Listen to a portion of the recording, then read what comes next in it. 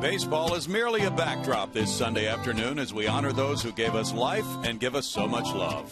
So for the special women in our lives, moms, present and future, we wish you all the best and hopefully an Astros win on this very special day. Happy Mother's Day.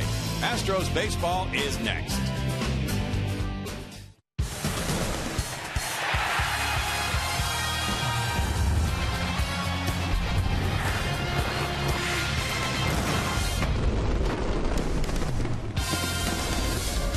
Live from Minute Maid Park in Houston, Texas, Comcast Sportsnet brings you Houston Astros baseball. Today it's the finale of this 10-game homestand. The Astros take on the Texas Rangers. Good afternoon, everybody, on this special Mother's Day. Bill Brown and Alan Ashby, and we hope you're taking care of Mom today. Maybe she can put her feet up and enjoy a ball game, and hopefully an Astros win as the Rangers go for a sweep today, Ash. Rangers have been obviously tough in the series. They've been tough coming into this series. And they are a ball club that is formidable on all fronts. The Astros have a lot of work in front of them. Last night, the Astros trailed 8-3. They fought back to lose 8-7, and they had a real shot there in the ninth inning after scoring 3 runs. They certainly did. Carlos Corporon got it going. A beautiful job lining one to right field, pitch away. Then it was Carlos Pena with his 6th double on the year, high off the wall in left center field. Great at bat by Trevor Crow as he eventually, with 2 strikes, takes a good breaking ball down, lines it to center field. And then Chris Carter, called upon as a pinch hitter, eventually pops out. Joe Nathan, one of the game's best closers, able to make a big pitch to get that final out. But it was a terrific ninth inning for the Astros, and probably, I would imagine, does a lot for the spirits on the club. Jordan Lyles could do a lot for the spirits on the club as well. He has 1 win in his first 2 starts, each of 5 innings, as the Astros look to Jordan to try to win this one today. Jordan Lyles, 5 innings, as you say, against the Angels last time out. Gave up a 3-run home run in the first inning, that to Mark Trumbo, but then settled in as he gets Josh Hamilton and others good breaking pitches. The changeup was a part of things. That curveball is rather good. The fastball in good locations for strikeouts. So he settled in. His final 4 innings of work were quite solid. Coming up from Minute Maid Park, Wesley Wright's mother, Ruby, talks on Mother's Day with Julia Morales in just a moment.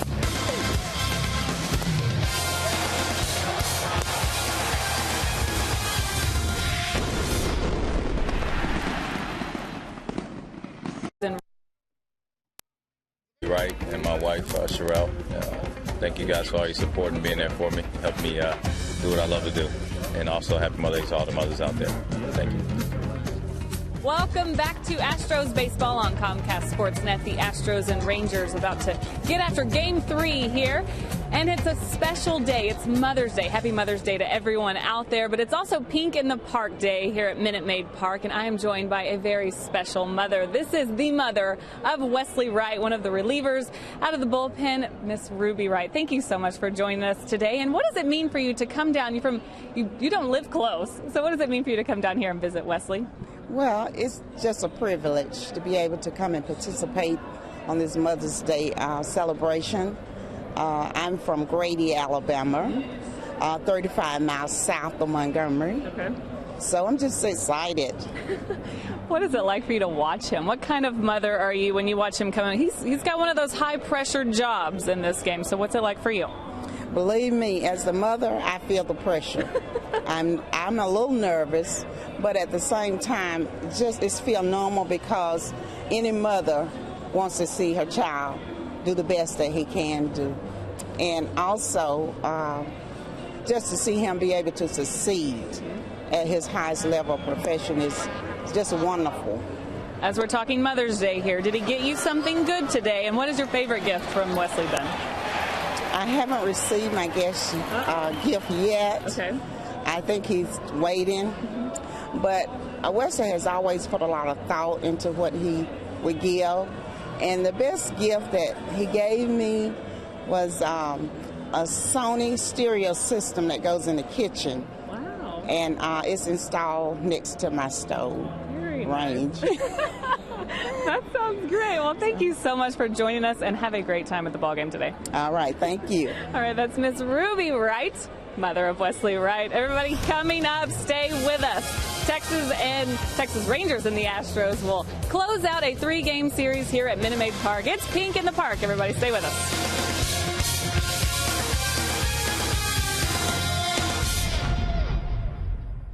Southwest Airlines. Find our fares online only at southwest.com. Nice warm day on Mother's Day here. You'll see a lot of pink in this ballpark. Pink bats. You've seen some players wearing pink shoes. And pink giveaway throughout the weekend, as you know. Baseball caps were pink last night as they were given out. The bags are being given out today. And a youngster takes the field, as is customary every Sunday, alongside an Astros player in the starting lineup. It could reach 84 degrees today. It's 81 right now, partly cloudy. Wind coming in at 8 miles per hour. Hazy day. That will help keep it perhaps a little bit cooler as the Astros and Rangers play the final game of this series. The players and their moms joined in that ceremony on the field for the first pitch. It was Ruby Wright. You just saw her talking with Julia, Patty Grossman, Robbie's mother, Terrell Crow, and Patty Clemens throwing out the first pitch today. Bo Porter's mother is here, Beverly. Bo was raised by a single mom who is a cancer survivor. And she's been in remission. Went through the treatments in 2010. So it's a special day for Bo Porter, as well as those players and others. And we wish you all the best on this Mother's Day. There's Julia's mom as we check the Texas Rangers starting lineup. Elvis Andrus is the shortstop and leadoff man. Leury Garcia gets the call at second base, batting second.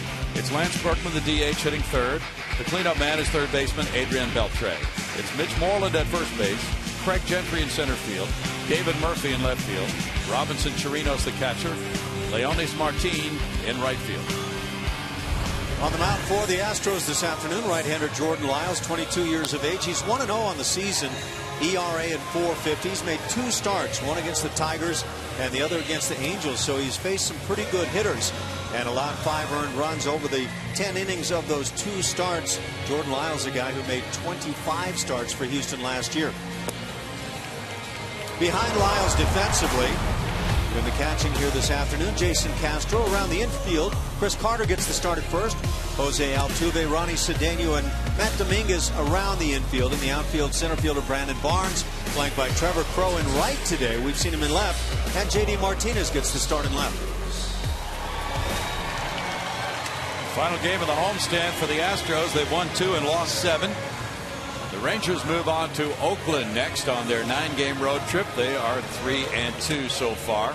Rangers going for a sweep of this series, and they lead it off with Elvis Andrus. He has the pink bat and the pink sleeve as he gets this game started with a .257 average. No homers, 12 runs batted in for Elvis Andrus. He's hitting .227 against Houston pitching this year. Lyles delivers, and it's ball 1. Eric Cooper is the home plate umpire for this Mother's Day game. Lyles 0-3 lifetime against the Rangers. And that one also is out of the strike zone. It's 2 balls, no strikes to Elvis Andrus, who is 1 for 9 in this series. He's driven in runs in each of the first 2 games. That's in for a strike. And it's 2 balls, 1 strike. As Ash mentioned, Lyles with that 4.5 ERA, making his 3rd start with the Astros. He was thought by many to be in line for the 3rd starting spot coming out of spring training, but did not have a good spring. And regrouped at AAA Oklahoma City, where he was 2-2 with a 5.32 ERA before taking his spot in the Astros rotation. Working quickly, he throws, and it's ball 4. Andrus takes the leadoff walk. He was close in that entire sequence around the corners, but just missing in the estimation of Eric Cooper. Doug Brocail and Bo Porter watching as Lyles moves along to face Leury Garcia, switch hitting second sacker. Middle infielder type. He can play shortstop as well. He's 22 years old, from the Dominican Republic. He played Double-A Frisco last year in the Rangers system. He's hit .200 with a .250 on base average. He's had only 15 at bats this year. Garcia has been in the minors for 5 years since signing as a free agent with this Ranger organization. There's strike 1. It's tough to get playing time when you've got Ian Kinsler ahead of you at second base and Elvis Andrus at shortstop in this Ranger organization. Altuve and Cedeno are set up to turn a couple.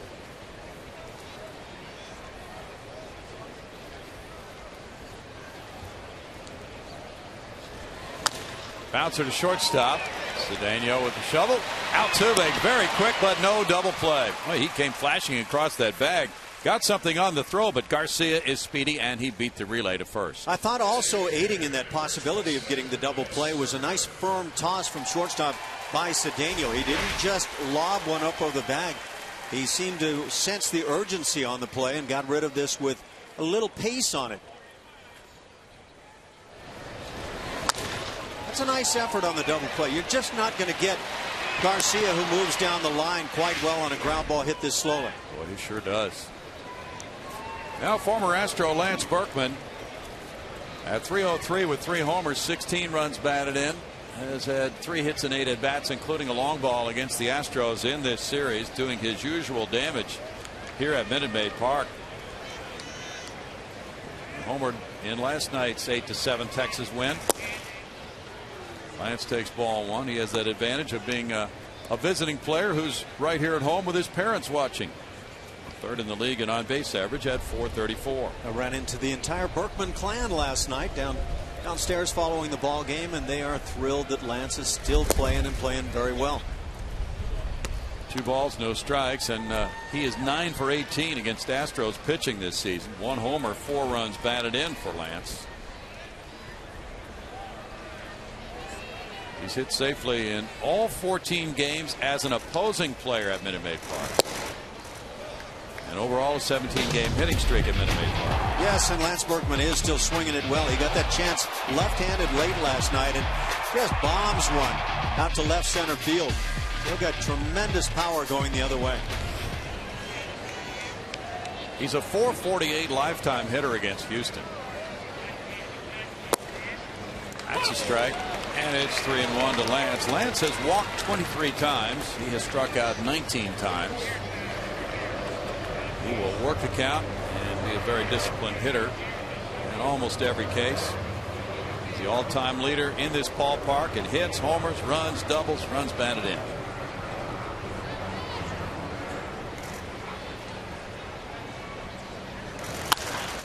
Out to left center field. There's a run for Barnes. Barnes way back, plays it off the wall. It kicks back, and it's played by the left fielder Martinez, and that'll make it 1-0 Rangers. On an RBI double by Berkman. 17th run batted in. And he loves that left center field area in this ballpark. It just suits his game. Well, if Lance Berkman continues to swing it this way for the Texas Rangers, they are going to be very well served by this DH role. Because especially left-handed and when on his game, Lance Berkman is one of the very best. They didn't get this one like last night's bomb up on the upper wall, but still hits it quite well. Just not going to be able to pitch from behind in the count against this Texas Rangers lineup, or most major league lineups for that matter. Adrian Beltre is next. That's ball 1 to him. 241 for Beltre, 7 homers, 19 runs batted in, 2 for 9 with a homer in this series. The Berkman hitting streak at Minute Maid Park is now 18 games, dating back to July 26th of 2010. And he's 32 for 66 in those 18 games with 7 homers, 25 runs batted in. 1 ball, 1 strike. That's the second longest hitting streak in Minute Maid Park history. The only other player with a longer run is Joey Votto, who has an active 21-game streak.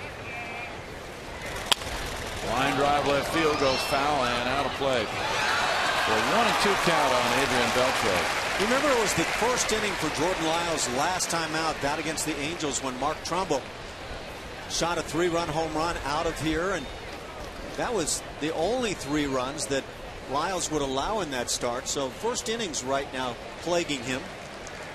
He did regroup, and those were the only 3 runs he gave up. Up the middle and on by Cedeno. Berkman broke back towards second. He'll make it to third on the ground ball single by Beltre. First and third, 1 out now. Lance Berkman is begging that nobody shows this video of base running exploits right here. The rule, generally speaking, is if the ball is hit on the ground and you can make it behind you as a base runner, you go ahead and move forward. Lance chose another route. Looking at that replay, yeah, it appeared that his fear was Cedeno was going to make the play behind him, and he couldn't get to third. Please don't show that play. Mitch Moreland comes up with men on at the corners. Moreland at 293 has 6 homers. He's driven in 14 runs. Tell you what Lance may have done on that play, though, was shielded Cedeno from seeing the ground ball clearly. He might have. That one gets away from Lyles. It's ball 1 to Moreland, who's 3 for 8 in this series.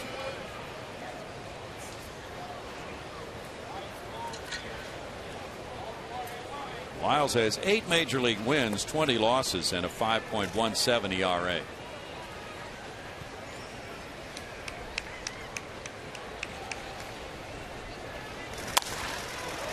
In the air to shallow left field. Ronnie Cedeno back, calling in front of J.D. Martinez for out number 2. We go back to that Leury Garcia beating out that double play relay. And then we saw his speed on the replay as he was not doubled up, and then we saw his speed as he scored on Berkman's ball. That's a big part of this inning.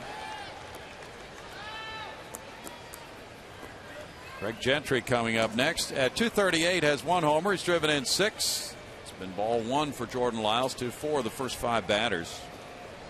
Gentry, another one of the Texas Rangers who runs very well. They've got a nice blend of that speed you mentioned, the power they have on this club and have had for a long time. They're just not hitting with all that power this year to this point, and yet they're winning. 7th in runs scored, and yet they are 23-13. They have built a 5-game lead in the AL West. Only Oakland is as good as 500 besides Texas in this division at 19-19. And they're going to Oakland next. Gentry looks at it. It's ball 1. So if they do a job on the A's, they're looking very comfortable in mid-May in the American League West. But the Angels struggles.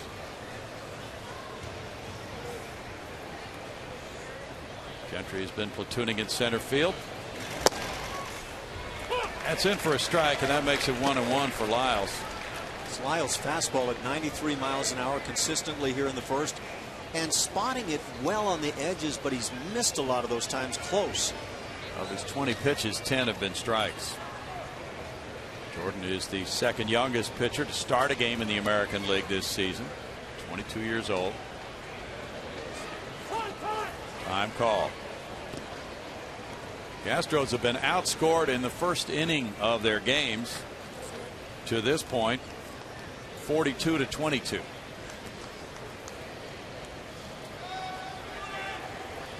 David Murphy on deck.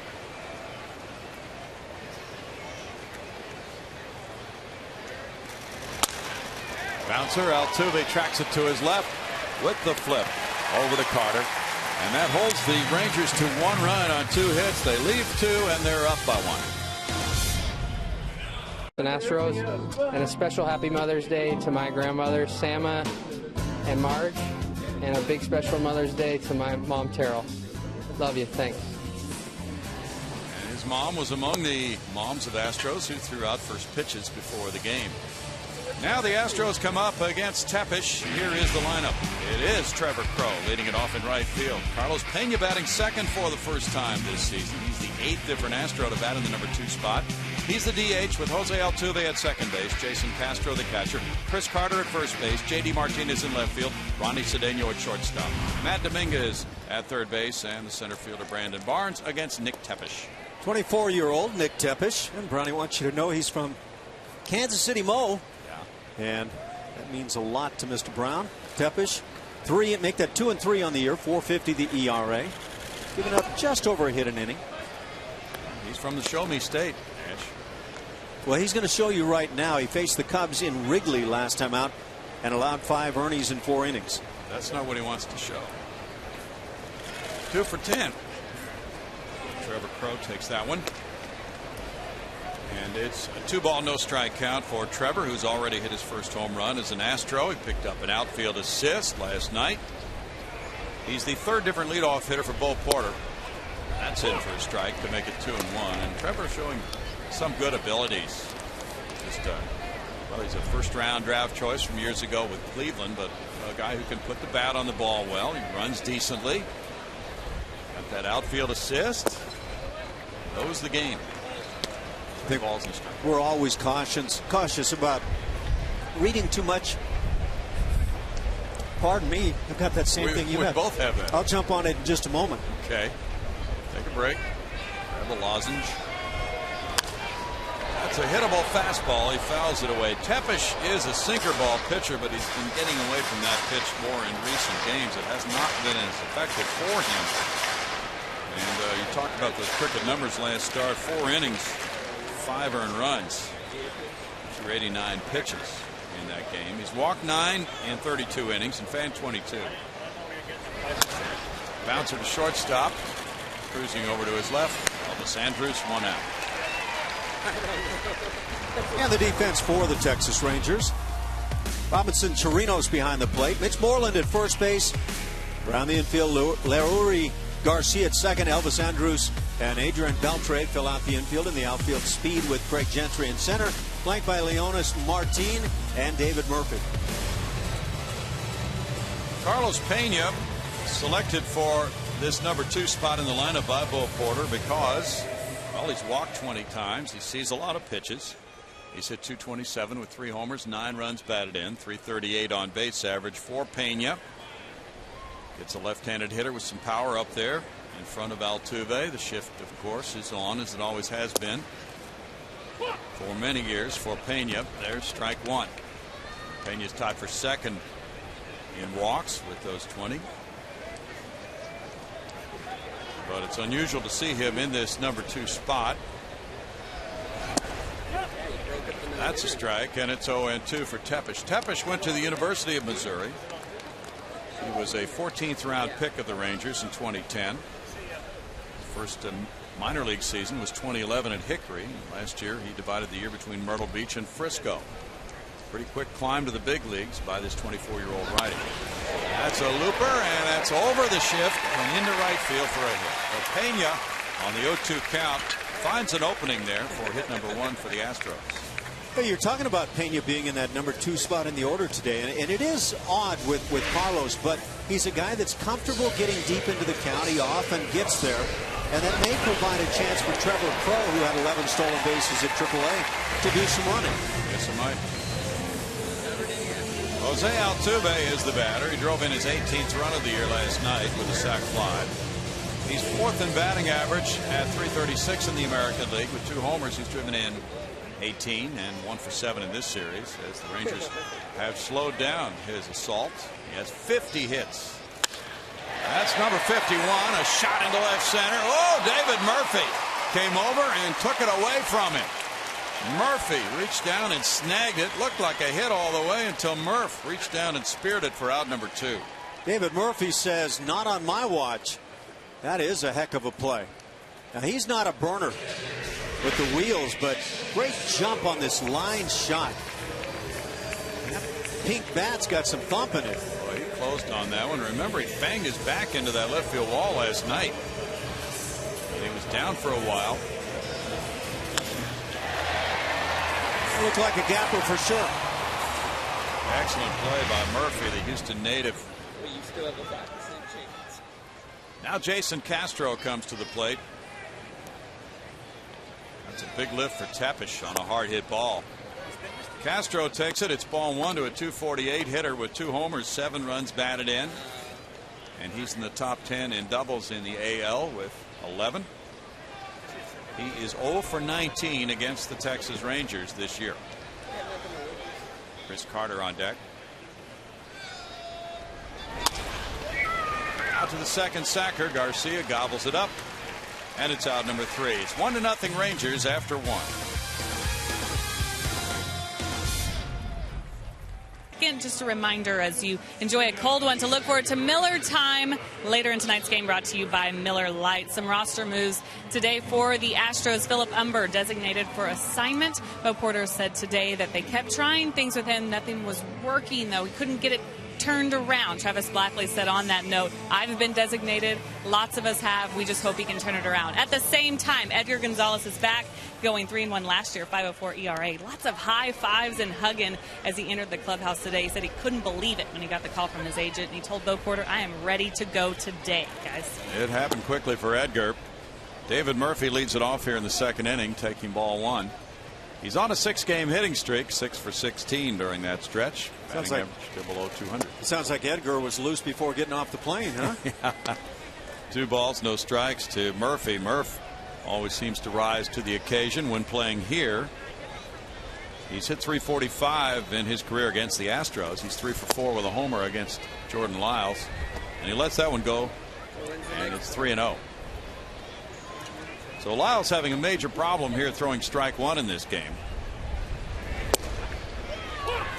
3-1 to Murphy. But he escaped further damage after the Berkman double. Beltre singled. He got Moreland and Gentry. It could have been a crooked number in that first. To Hopper, over to Altuve, and he escaped that one after falling behind Murphy 3-0 to get him on a 3-1 ground out. After a 21 pitch first, Jordan Lyles showing improvement against right-handed batters this season. Batting average down from 300 last year to 167 by right-handed hitters. And slugging percentage is way down as well from 518 to 278. Strikeout percentage far ahead of where it was a year ago against right-handed hitters for Lyles. I think we always want to be cautious about reading too much into numbers in a brief span. What I'd be concerned about was after 25 starts last year, the numbers that showed up in that span. Robinson Chirinos is up for the first time as a Texas Ranger. 295, 2 homers, 14 runs batted in at AAA Round Rock. He was formerly with the Tampa Bay organization. And just recalled Friday when A.J. Pierzynski went on the disabled list. Chirinos, 28 years old. He missed all of last season. He had a spring training concussion and did not play last year, after having 55 at-bats for the Tampa Bay Rays in 2011.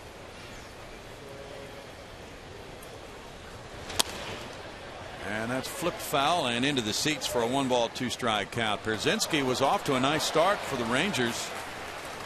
And somebody who catches quite often, Giovanni Soto, was the backup when the season started. He caught the first 2 games of this series. Chirinos began his career in the Chicago organization, Cubs. He was born in Venezuela. Converted to catcher in 2009. A lot of people have to be converted, Ash. That's a tough conversion, though. That's a line shot. He gets his first hit as a Ranger. It's into the right field corner. Picked up by Crow. And it's a double for Chirinos. Now, when you can swing the bat like this, and I'm not convinced yet this is the routine for Chirinos, but you can swing it that style, well, you've got a chance of doing a lot of catching. Look at this pretty piece of hitting. Hanging curveball and just wait on it, see it all the way, and then drive it on a line. Nice job by the ball boy down the right field side. Watch this agility. Ooh. That's double number 2 for the Rangers in this game. They had a flurry of extra base hits last night. Leonis Martin is the batter. Martin takes a look at that one, and it's ball 1. At 262, he has 1 homer, 4 runs batted in. Now Castro goes out to talk with Lyles. Runner at second now, as was the case with Berkman back in the first inning. Long series of signs. 31 pitches, and it's a struggle for Jordan to hit that strike zone today. Really curious where Castro's going with this conversation. Is it A, you're falling behind everybody, and that's going to cause enormous problems for you, or is it B, that discussion about signs with the man at second base? Been behind 7 of the first 9 batters. Martin came up with a 2-run pinch triple last night. He rolls this one out to second base with the runner advancing to third. Altuve over to Carter. 2 outs. MLB.com at bat is the #1 source for live baseball everywhere you go. Available for iPhone, iPad, Android, and BlackBerry 10. At Bat delivers Astros baseball with live audio, pitch tracking, stats, news, highlights, and more. Text at bat to 31826 or visit Astros.com for your details. Elvis Andrus is the batter. He led off the game with a walk. Rangers hitters have struck out the fewest times in the majors. There's strike one for Jordan Lyles. The Astros hitters have struck out the most in the majors.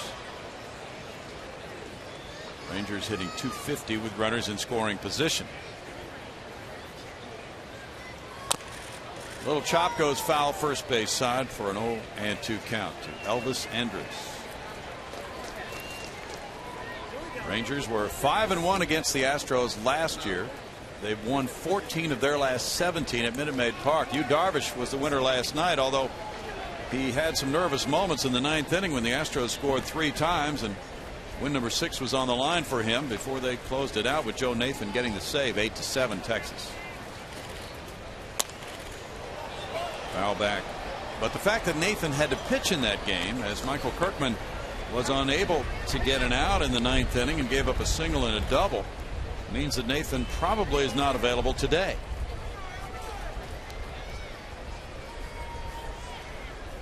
Leori Garcia on deck.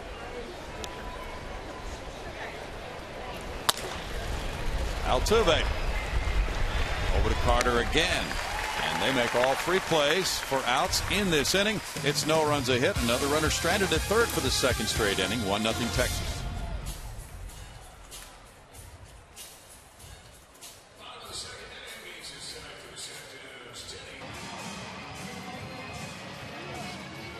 Bottom of the second here at Minute Maid Park. Rangers on top 1-0. The Astros Foundation presents Picnic in the Park Sunday, June 16th. Join Astros players on the field after the 1:10 game for a player autograph session, free picnic blanket, and a terrific cookout. Get your Picnic in the Park tickets today by calling 713-259-8851 or visit astros.com/picnic. It's a lot of P's. Yeah, great day for a picnic. Sunday, June 16th. You didn't pop your P's either. You handled it. Way to alliterate. Very professionally. She's a professional broadcaster, Ash. She certainly is. Ball one to Chris Carter. Professional hitter. .226, 8 homers, 19 runs batted in. That's in the air, and the center fielder, Gentry, is positioned underneath it. For out number 1. Tepesch needed only 12 pitches to get through the first inning, giving up the hit to Pena. Altuve hit the dog out of a ball, but it was caught by Murphy. So there was some luck there for Nick. Now settling in a little bit. He moves along to face J.D. Martinez. Martinez had .218 with 2 homers, has 7 runs batted in. And this is his first plate appearance in this series.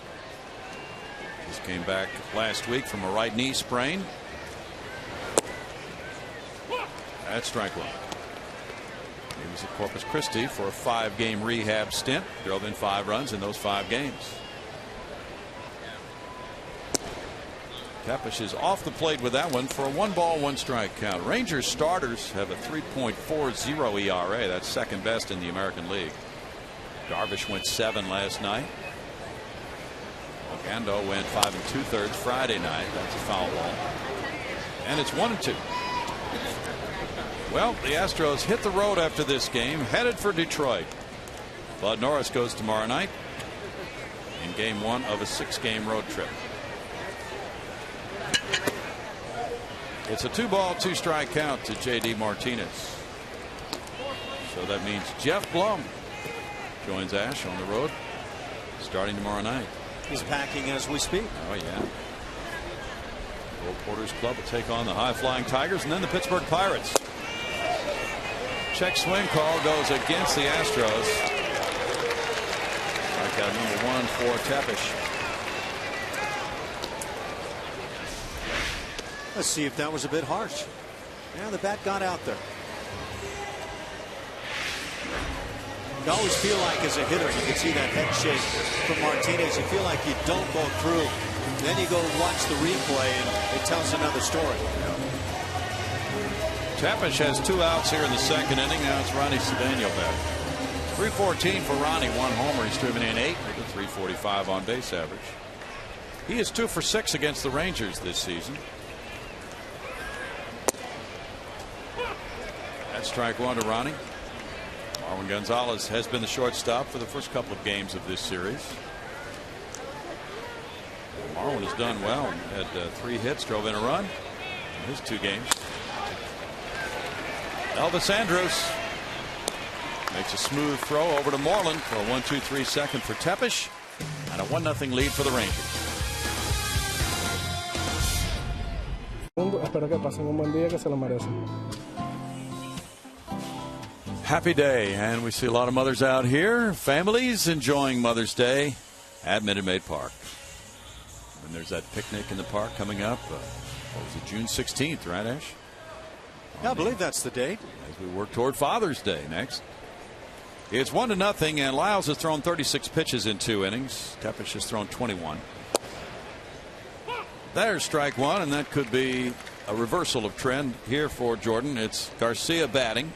Garcia beat out a double play ball and scored on the Berkman double in the first inning. It's a 1-ball, 1-strike count. I'll just go ahead and speak to Diane for you. Bill's going to be needing a blue Father's Day tie. There was a flurry of activity as a lot of us realized we didn't have any pink to wear this week. 2 balls and a strike. Bo Porter said he went shopping. He said, "You're not going to see me out there again until probably December." So he's got his Father's Day tie. That implies. Well, he went for Mother's Day stuff. I hope he wasn't short-sighted. Let's hope not. 2 balls, 2 strikes. A lot to think about for a major league manager. Let's see, we've got the starting pitching thing and then the relief work. The running game. Got to work out the players, get the infield all set, and oh, there's Mother's Day shopping. I'm going to put a crimp in your style. What? We're going to work on this today, and oh man, I forgot my tie. Inside, it's 3-2. Well, it's kind of a theme trip for you guys, Ash, with pink being mandated for everybody in the traveling party, either a shirt or a tie in pink. I hope Blummer's wearing a pink tie. Let's hope. That's cracked on the ground, on through to center field. Lyles tried to grab for it. Garcia's on with a leadoff single. And he might be running.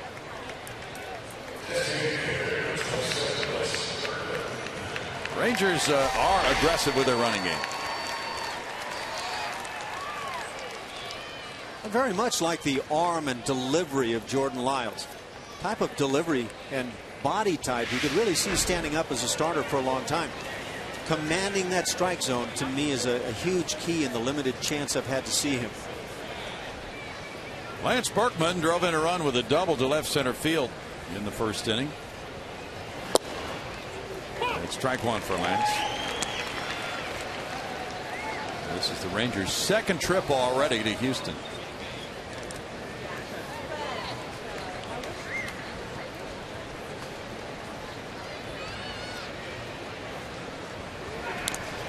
Even though Lance, with his hit earlier in this game, is 4 for 9 in this series, he had hit only .217 in his last 8 games prior to coming to the plate in the first. So he's perked up quite a bit here this weekend. 8 for his last 15 against Houston pitching. That's not close, and it's 1-1.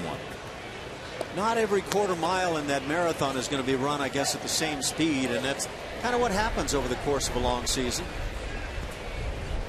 Lance is the all-time slugging leader in Astros history, 549 for his 11+ years in a Houston uniform. Broke in '99 in the Astrodome as an outfielder. Throw over first. He is second in homers on the all-time Houston list, 326. Third in runs scored and doubles. Third in runs batted in. An illustrious career. It's 1-2. And he greeted Craig Biggio on the field the Friday night before game 1 of this series. Bidge is getting ready to coach another big playoff game for St. Thomas this week. They'll be playing in Waco. I hope he doesn't have to worry about the whole tie thing. Let's hope not.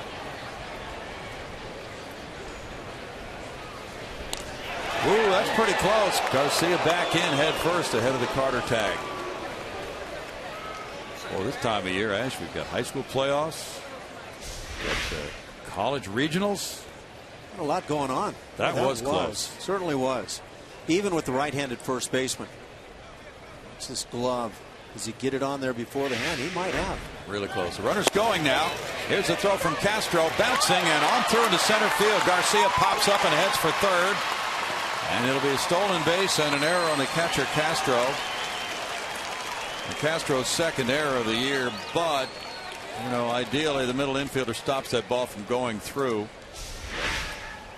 What winds up happening is that quick snap with the glove. Can I grab it real quickly, maybe apply a tag?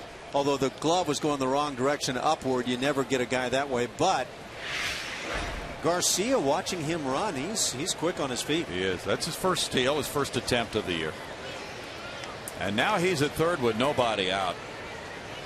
2-2. Managers love it when that happens. Get a guy from first to third with nobody out.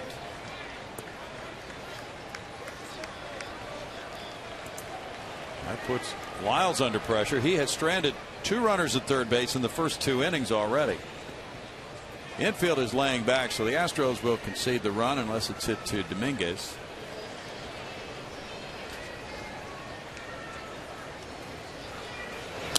Berkman fouls it back, and Berkman, of course, through all his years has been such a good RBI man. So he is at 2 strikes in the count. That's a negative, but there are many more things he can do to drive in this run without getting a hit. So contact is his primary concern right now.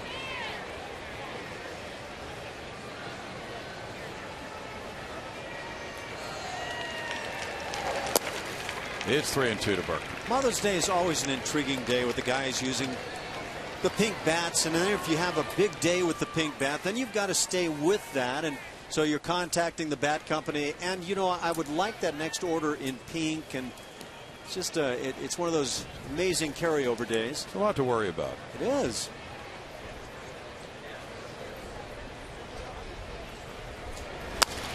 Well, this is what Lance does so well. You hit a bullet into the dugout, not that, but just staying alive with 2 strikes in the count. Well, it's so important when you're trying to drive in that runner from third. If you can't do much with a pitch.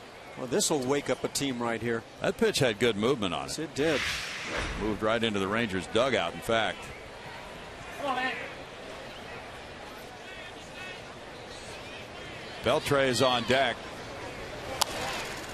And here it is again. It's just tough to finish off a good hitter, isn't it, sometimes? Lance Berkman from, again, this left side of the plate, for me, is just one of the best. And he doesn't try to pull you all the time. He can, and he will when he gets that particular pitch, but it's going to go right out toward left center field is kind of where the stroke is laid out to drive the ball. This will be the 10th pitch to him. He bounces it, and that'll get the runner home. And nobody at first if Lyles doesn't get there, but he does. It's 2-0 Texas. Berkman picking up his 17th run batted in. And the play goes from Altuve to the pitcher Lyles. 4-1 for out number 1. And picking up out number 1 is actually on a fine play by Altuve, combining with Lyles. This is not an easy play when it's all said and done. Digging all the way on the outfield grass, spin, try to throw and hit a pitcher on the move. Well done. That second baseman is doing a lot of great things this year. Berkman did get his contact. He got the RBI on the ground out. And now it's Beltre. Altuve has been roaming all over that area between first and second, making plays from behind second, leading in double plays among second basemen. There's strike 1 to Beltre. It has been a phenomenal year to start. First 37 games for Altuve.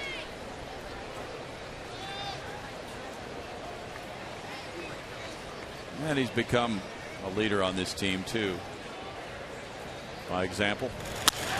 That's cracked deep to center field. Barnes headed way back toward Taos Hill, way back up on the hill, and that hits about 430 feet away. Beltre wants to stop at second now, and that's a long double. It looked like he had ideas of going to third, but he stays at second with double number 7. We've seen multiple balls up on Taos Hill here in the series. That is a bolt to hit it that far. You feel like, man, I'd crush this ball, and it stays well within the confines.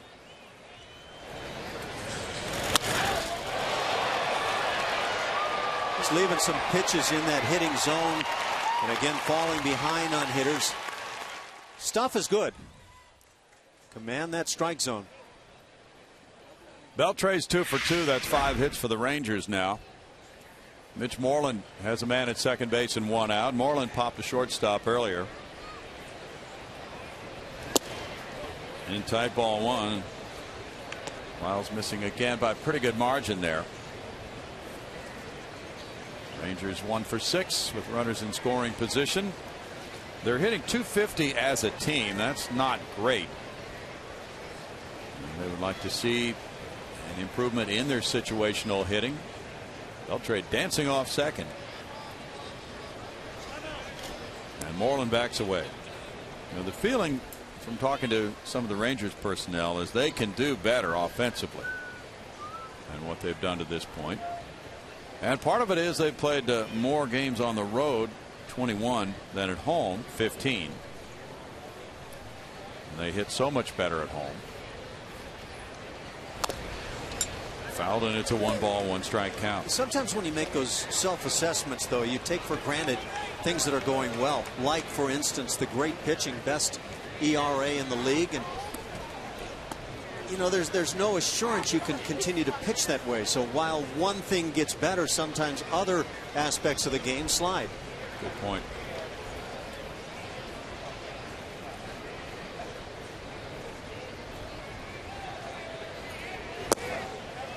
It's in for a strike, and it's 1-2 for Jordan Lyles.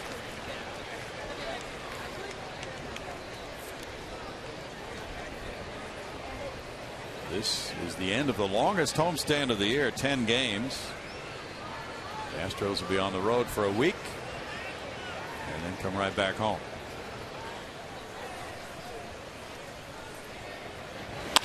It's a shot knocked down by Lyles. He takes a look at the base runner at second, throws to first very quick. That was a bullet by Moreland, and he's retired for out number 2. This isn't one of those shots back to the box that you think was hit hard and maybe wasn't centered up. This is a rocket, and very fortunately right at the glove. Man, terrific reaction nonetheless, but I would say quite fortunate that ball is on the glove side. Boy. How long do you think it took that ball to get from the barrel of the bat to his glove? I was just thinking I was going to come up with one that was good. The great U.S. Olympic swimmer that won the one race, coming from behind by what, 100th of a second or whatever. About that. Michael Phelps. Phelps, yes. Took 1/3 of a second, we're told. They timed it in the truck. 60 pitches now for Lyles. It's ball 1 to Gentry. Gentry grounded out earlier. 1/3 of a second is all the time Jordan Lyles had to react on that. Well, those guys are good. They have the stopwatch out when that pitch was thrown. They have the timer running all the time. It's great stuff. Constantly running. They can tell you that this game has been underway for 50 minutes. What else do you want to know? I'm getting inundated with info here. Too much. I'm told 10 frames is what it required, and that's exactly 1/3 of a second. Paul is on the money down there. So in 1/3 of a second, his brain had to try to process where that baseball was going to be.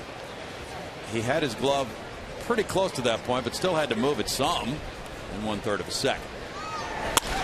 There's a line shot to center field. Charged by Barnes. Beltre coming home. The throw on through, not in time. 3-0 Texas. And another well-hit ball. Gentry picks up his 7th run batted in. There's some loud sounds coming from the Rangers' bats here in the 3rd inning. That was the old line that came from the Pittsburgh Pirates, 1979, I want to say, or the early 80s. If you're hearing some noise, it's just me and the boys bopping. Didn't hear that one. Okay, well, it was the old Lumber and Lightning crew. Beltre scores. Now David Murphy is the batter. He rolled out to second in the second inning. 3-0 Rangers. Murphy looks at it. It's strike one. Rangers have outscored the Astros in the season series 28-17. And they have won 4 out of 5 so far.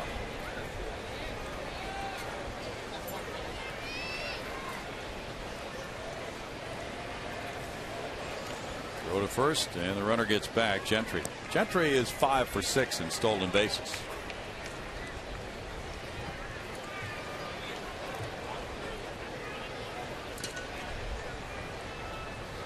A lot of players wearing pink in some form or another.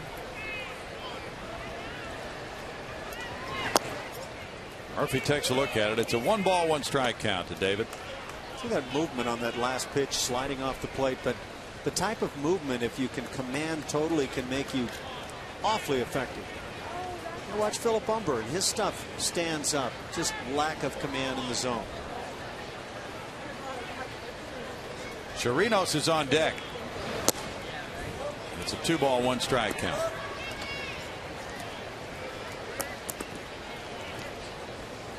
Astros starting pitchers have been doing well in terms of ERA the last time through the rotation.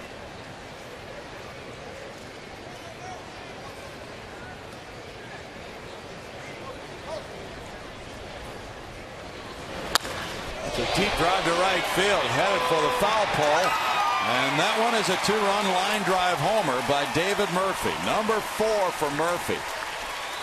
And the Rangers just keep on slugging balls here at Minute Maid Park. That is a 5-0 lead as Murphy now has 11 runs batted in. It's been a 30-pitch inning for Jordan Lyles.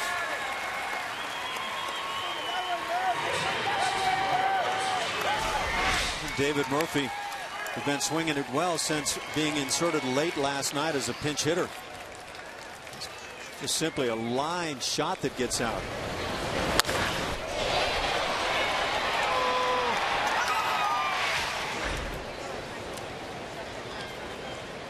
Now Doug Brocail comes out with a score of 5-0. That's 7 hits for the Rangers today.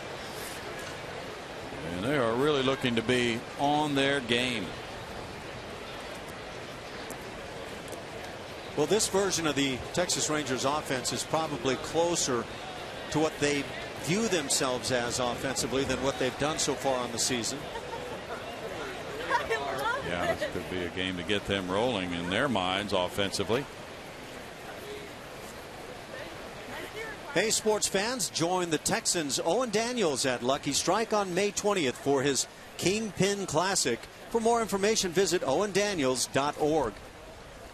Robinson Chirinos, the batter, he had a whirlwind weekend, called up from AAA Round Rock, and he had to get in a devious way on Friday, so to speak. There's ball one.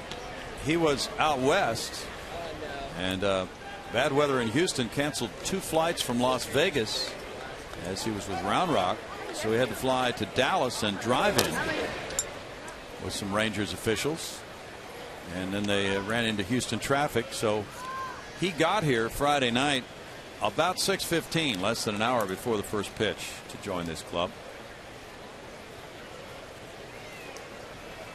Lyles has been behind in the count to 11 of the first 16 batters. 2 balls and a strike. Contrast for these two clubs in the rotation. 217 innings have been pitched by the Rangers starters. 180 innings pitched by the Astros starters. Foul ball takes a count to 2-2.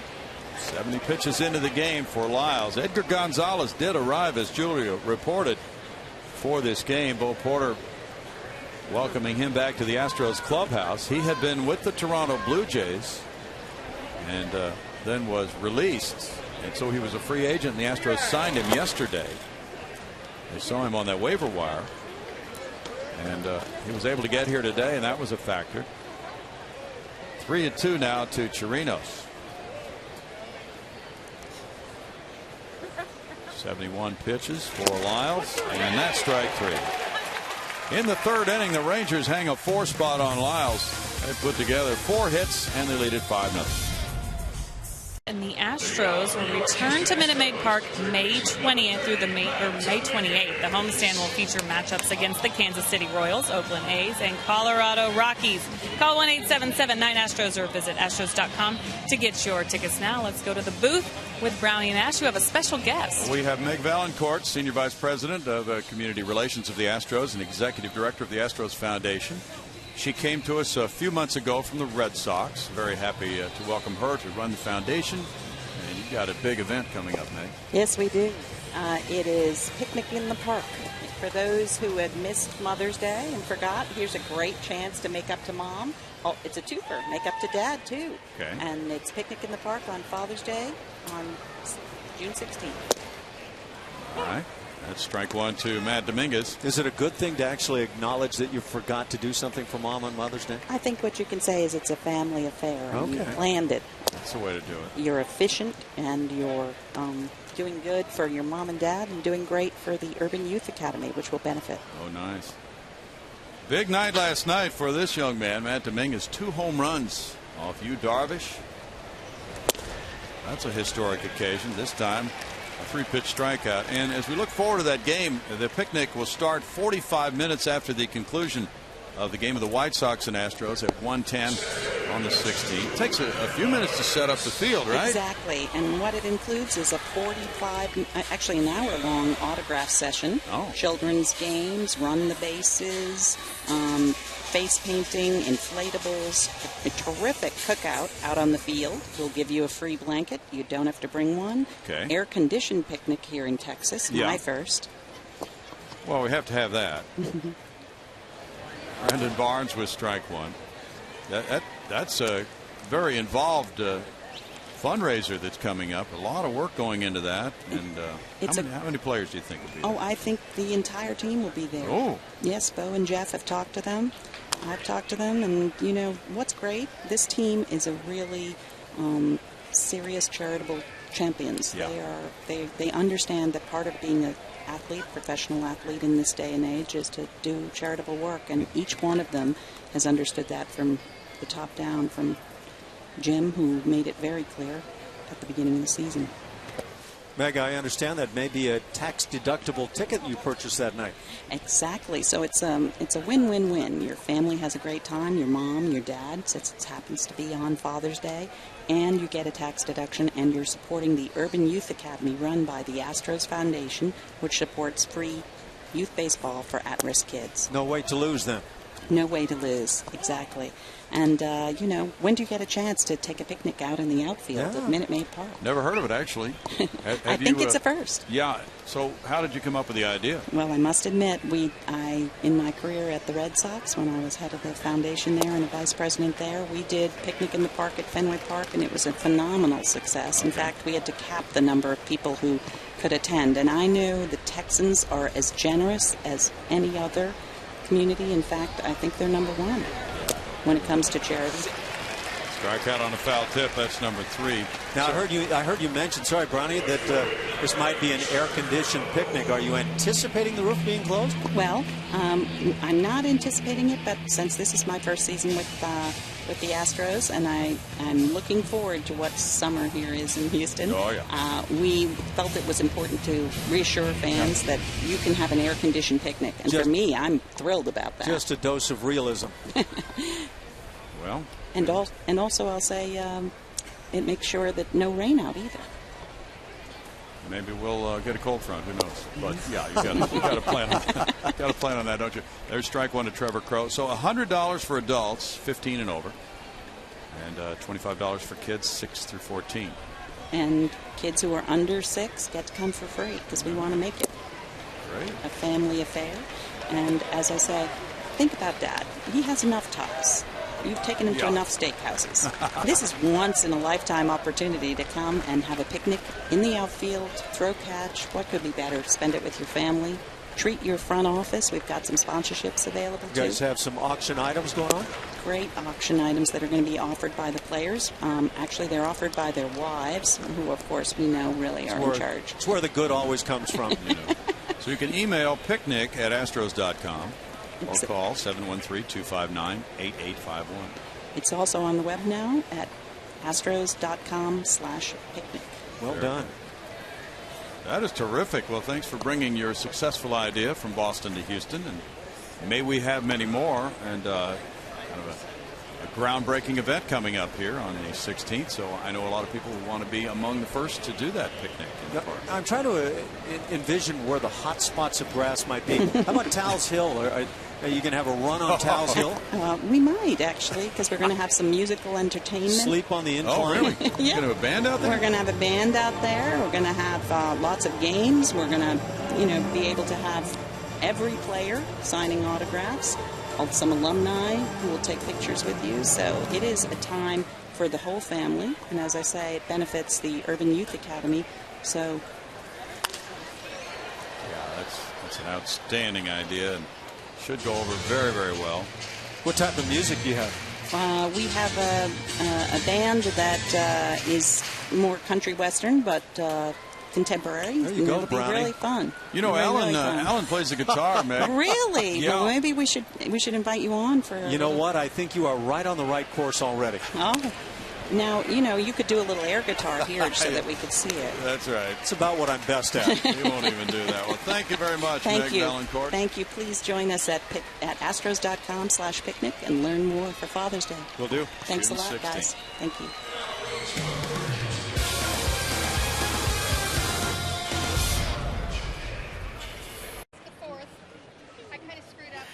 Welcome back. Top of the fourth here. I am with a very special mom, Terrell Crow, joining me, mother of Trevor Crow. She comes from Oregon. And I wanted to ask you what it was like to take part in all the activities today as for Mother's Day, the first pitch, everything like that. What was that like?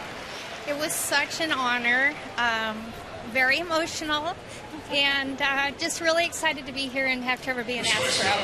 Is Trevor a good Mother's Day gifter, and what did he get you?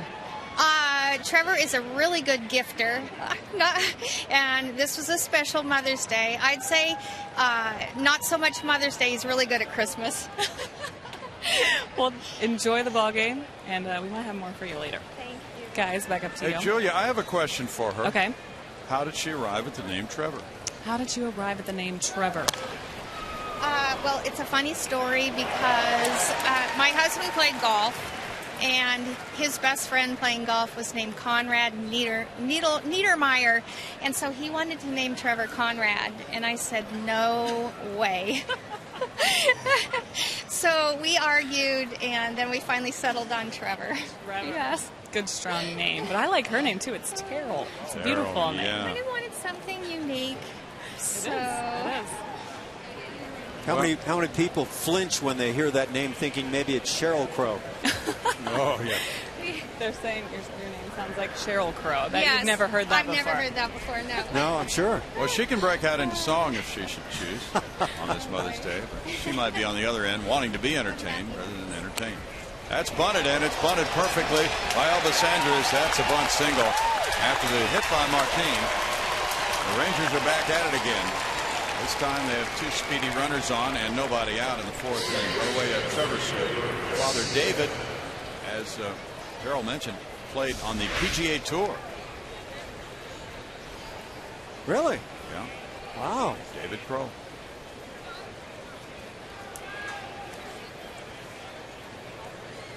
Boy, is this a good bunt.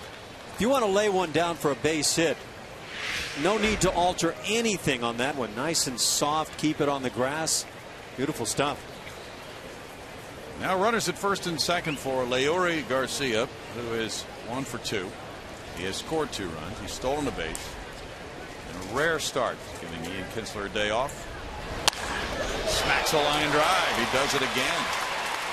Here's the go-ahead, and the throw from right field cut off. Throw to third base, not in time there. It's 6-0 as Garcia drives in his first.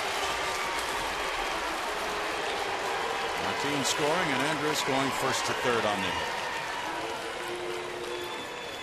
Yeah, some of the things that went so right last time out for Jordan Lyles turning the other way here this afternoon.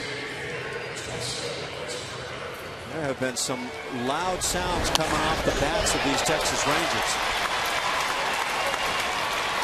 You could see Trevor Crow with that arm, and he has shown us a good arm. The fact that he keeps this down where Chris Carter can cut it and try to get an out at third base, a big positive. Sure was. And Andrews was able to beat that tag by Dominguez. Now Lance Berkman batting. He's driven in 2 with a double and a ground out.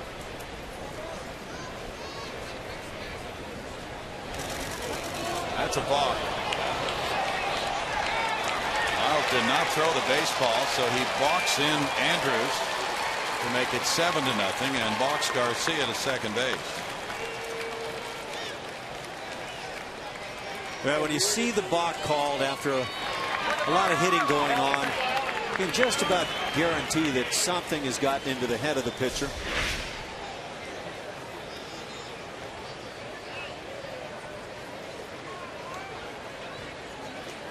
Not sure why he didn't let go of the baseball there, but something was happening to prevent that in his mind. So it's 7-0 Texas.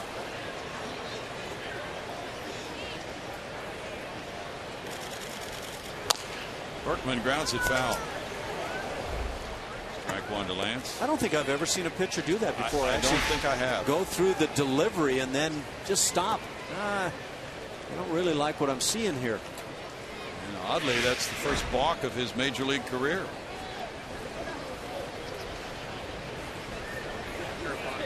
Very odd. Berkman takes a look at it. It's 1-1.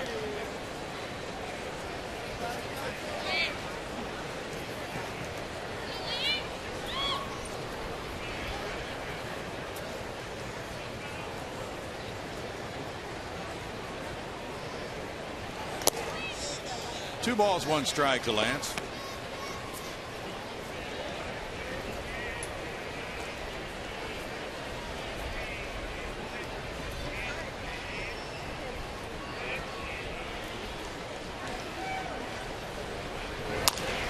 He rolls over on it.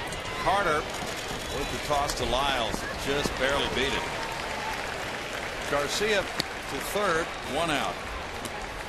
Gotta hand it to Lance Berkman. That was all-out effort going down the line. Yeah. Actually made the play quite close. Now the infielders come in. It's Beltre batting. Beltre has a single and a double. See, that was the second balk on the Houston staff this season.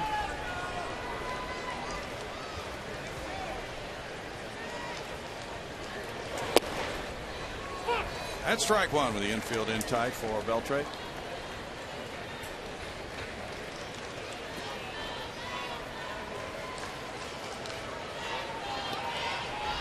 Astros will be facing some tough pitching in Detroit. Sanchez, Pfister, and Scherzer in that 3-game series. That'll go foul. 0-2. Anibal Sanchez tomorrow night brings an ERA of 1.97 to the mound. Doug Pfister 3.14. He's 4-1. Wednesday, Max Scherzer 3.61. He's 5-0. Pfister and Scherzer pitched here. Really is not a soft spot in that rotation. And you can always kind of look and say, are we going to get Verlander and feel good when you don't? But the other guys are going to give you fits anyway.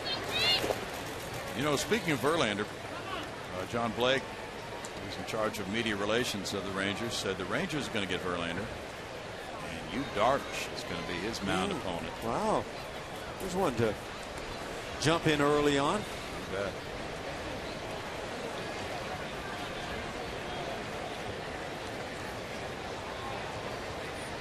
He didn't want the baseball.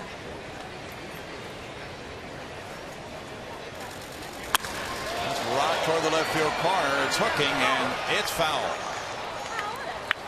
Now these are tee-off swings right now for the Texas Rangers, and if you're Jordan Lyles, you have to be able to see that they're just getting one great swing after another. Location almost always plays a part in that. Ronnie Cedeno, the veteran shortstop. I imagine the message is something about that.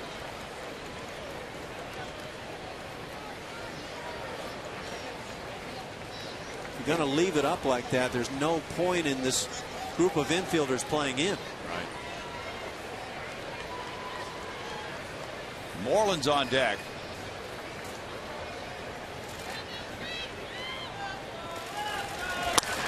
And there's a shot into right center field to make it 8-0. Beltre hustles around first. He's not going to stop. Here's the throw from Barnes offline. RBI double by Beltre. He's 3 for 3. That's his 20th run batted in, and the Rangers go up by 8.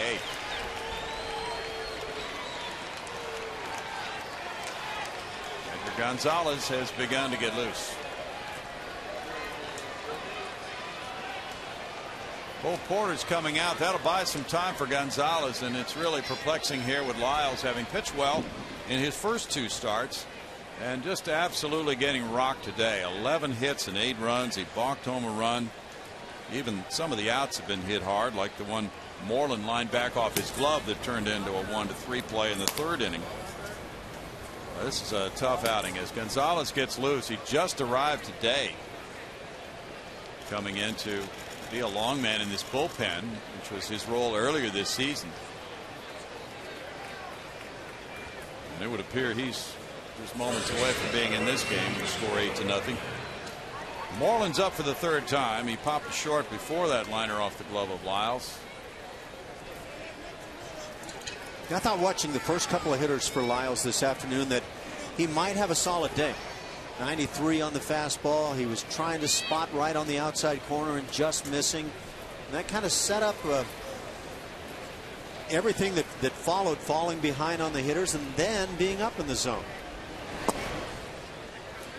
Moreland takes a look at it, and it's ball 1.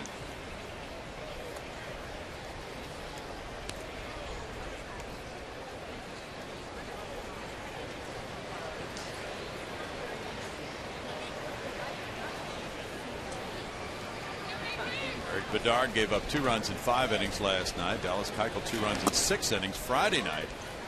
So the Astros had been getting good starting performances in this series. 2 balls, no strikes. Lucas Harrell gave up 1 earned run in 5 innings Thursday night against the Angels. So this last trip through the rotation had gone well.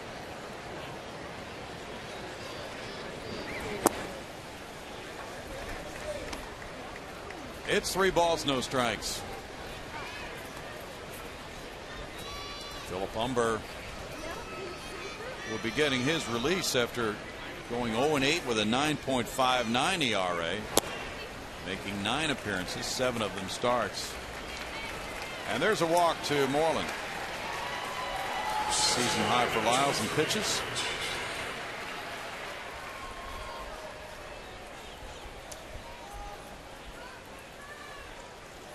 Time for our Geico quote of the day. And that quote here this afternoon: God could not be everywhere, and therefore he made mothers. It's our old buddy, one of your good friends, Rudyard Kipling. Oh, Rudyard. Yeah. I know you referred to him as Rudd as a buddy of yours. Quite often. Only because he didn't like going by yard. Think Rudd ever went yard? It's 90 pitches now for Jordan Lyles. He was probably a cricket guy, right? Greg Gentry's 1 for 2, an RBI single. You ever try cricket? No. Think you ever will? No, I don't see it happening. Roller off the glove of Lyles. And he tosses underhand over to first base as the runners move along to second and third for out number 2.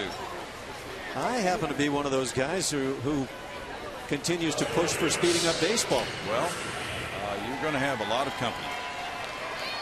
What would be your speed up measures in the game if you could institute them right now? Well, I guess fundamentally some things have changed. The commercial breaks are a bit longer, but I do think you can keep batters in the batter's box by just acknowledging that we're going to tell the pitchers to throw to the plate, and we'll call the pitch despite where you may be standing at the time. And I think you can put some sort of a time limitation, maybe 12, 15 seconds, whatever the case may be, on a pitcher once he receives the ball back to throw a pitch to the plate. Now, it can't be done at all times with men on base and you have pickoff throws, but I really do think you can speed up the actual play of the game. Now the intentional walk has been ordered to David Murphy after he took ball 1. And this will load the bases for Chirinos, and it will mean the Rangers will bat around in the inning. Murphy's aboard for the second time.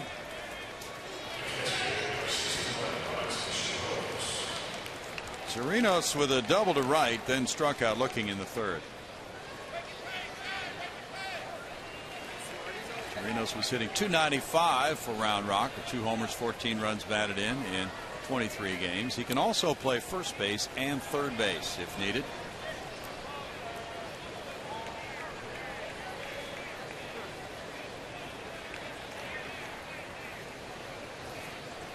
Martin, who started the rally with a single to right, is on deck. Ball 1 up at 92. And Jordan had said, well, a few days ago after his last start, he was still working on trying to create more of a downward plane for his pitches. That one had more of an upward plane on it. He does. He gets under a number of the fastballs and they just flatten out. And Barnes turns around for that catch. The Rangers bat around in a 3-run 4th inning. On 4 hits, they lead 3, and they're up 8-0. My wife, happy Mother's Day. You're the best. Whoa. Welcome back. Bottom of the 4th. It's 8-0 Rangers. You never know what you might win, but here's how you can try. Just watch Sportsnet Central every night in May at 10 p.m. or after the game to learn our word of the night. Then log on to csnhouston.com for a chance to win cash, prizes, and more. Play words on CSN every night in May, guys. Thanks, Julia. Bottom of the 4th inning coming. It's 8-0 Rangers. It'll be Pena, Altuve, and Castro batting against Tepesch. And Tepesch has been spotted with this big lead. Rangers have banged out 11 hits. He has allowed 1 hit, a single by Pena, in the 1st inning. Carlos got an 0-2 pitch to his liking and lined it into right center field. Tepesch was drafted out of high school and then again after college. He delivers ball 1. He's thrown 36 pitches through 3. Boston drafted him in the 28th round of the 07 draft. Then he went to college at Missouri and moved up to a 14th rounder in 2010. Foul ball back, makes it 1-1. Tepesch was the 5th starter in this Ranger rotation to open the season, but he did not open the season with the major league club. He had 1 minor league start before being promoted because of some off days in the Rangers schedule. They did not need him right away. Pitched at Omaha back on April 4th. Foul back, and it's a 1-2 count. There was a vacancy because of some injuries in their starting rotation, so that's why he's here. And long term, who knows if he'll be able to stick or not. His last 2 starts, he had an 8.44 ERA. Colby Lewis is trying to work his way back after surgery. That's a fly ball to left field. David Murphy coming over toward the line. And that's out number 1. Been curious to see how things would go since the 1st inning for Tepesch, because so far this year, 1st innings he's been quite effective, and then it has unraveled quickly.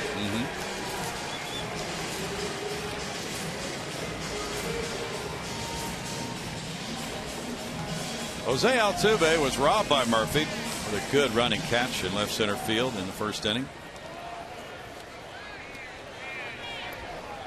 You see a lot of sliding catches these days by outfielders, but Murphy did not slide when he made that excellent snag to get Altuve, who takes strike 1.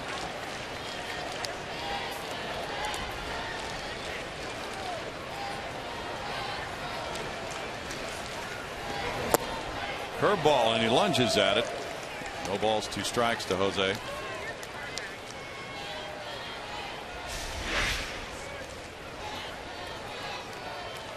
You can't see every pitch perfect all season long, even the best of hitters. Justin Grimm is another rookie starter who follows Tepesch in the current Rangers rotation. That's a roller to short. Andrews coming in, gloves the ball and gets it. 2 outs. That's the way you set up a hitter. Tough slider down and away. If he bites, now you've got him set up for the fastball on the hands, and Altuve got chewed up, or his bat certainly did.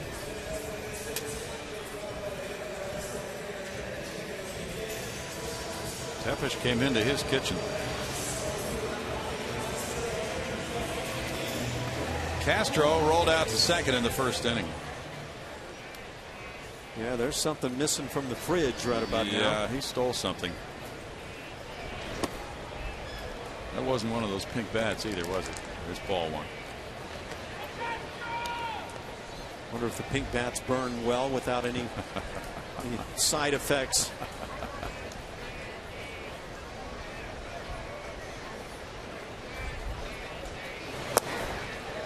It's a 1-1 strike count.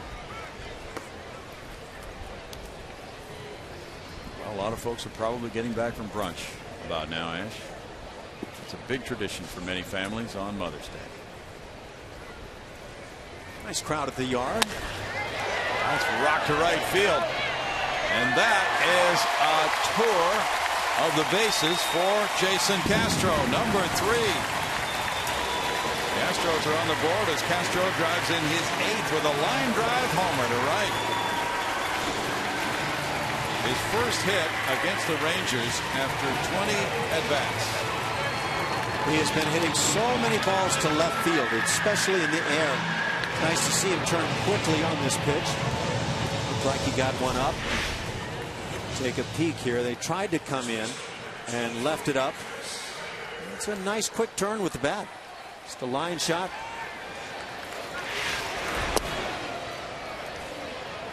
Now Chris Carter looks at it. It's ball one after the Castro homer. It was an interesting shot in the dugout. Teammates coming up, and it looked like they're probably posing that question. So what did you do to get to him? And the Astros obviously have not been able to do that until that swing. 5th home run allowed by Tepesch this season. He's in his 36th inning. The count rolls to 3-0 on Carter. Carter's 1 for 15 against Ranger pitching this year. Tepesch is working on an extra day rest. Started on Monday against Chicago. Now a 4-pitch walk to Carter. Follows the home run by Castro. Well, last night the Astros trailed 8-3. And then they started working. They got a run in the 8th and 3 in the 9th to lose at 8-7. Tepesch takes a little walk before facing J.D. Martinez, who struck out in the 2nd inning. Reporters Club really wants to keep playing hard right down to the end. 50 pitches now for Tepesch. The Rangers have some reinforcements on the way if they should need them in this starting rotation, which has been very solid this year. It's ball one to J.D. Martinez. So their series at Oakland should be drawing a lot of interest coming up next, because of the way Oakland overtook them in the late stages of the season, beat them in the final day of the year. One hopper, Beltre, high throw off the glove of the second baseman Garcia into right field. Garcia was kind of airborne, trying to catch that in the air and land on the bag, and Beltre threw what seemed to be a catchable throw, but it just got away, and he draws the error. The third baseman, his 4th. Adrian Beltre, after throwing this ball, and you can see he's saying the throw just kind of took off on me, but he stood with hands pointed upward from third base. Watch after this ball gets on by, and that is a tough catch for a second baseman trying to come to the bag, but hands up, just standing there like, what happened? That is a tough play. Yeah. You're trying to keep your eyes on the ball, obviously, and the bag at the same time. And so what's that all about? And Carter kept going on to third base on the error by Beltre. 17th error by the Rangers this year. They've only allowed 7 unearned runs, though. Ronnie Cedeno has runners at first and third with 2 outs. He grounded to shortstop in the 2nd inning. Matt Dominguez is on deck.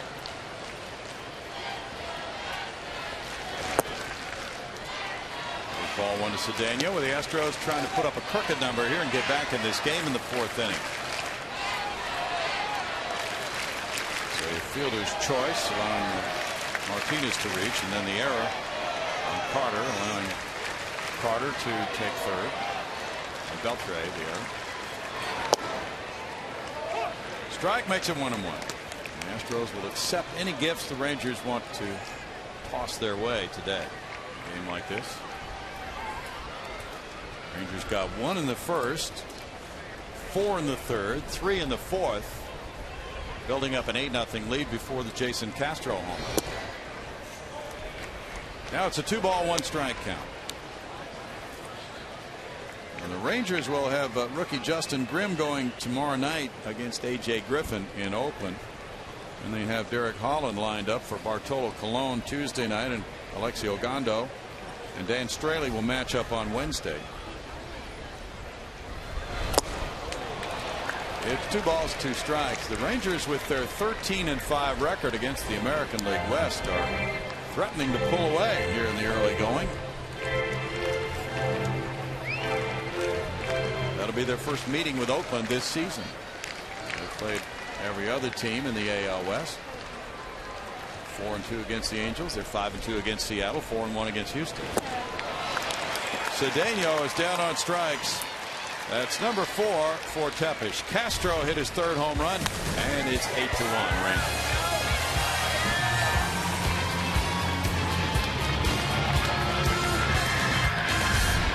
Out there. Thank you. Happy Mother's Day to all the mothers out there, especially my mom, because she's the best. 8-1 Texas leads over the Astros. We want to remind you to tune in to Chevy Hometown Kids every Saturday morning at 9:30 on CSN. Chevy Hometown Kids, where it's not about the score but the experience.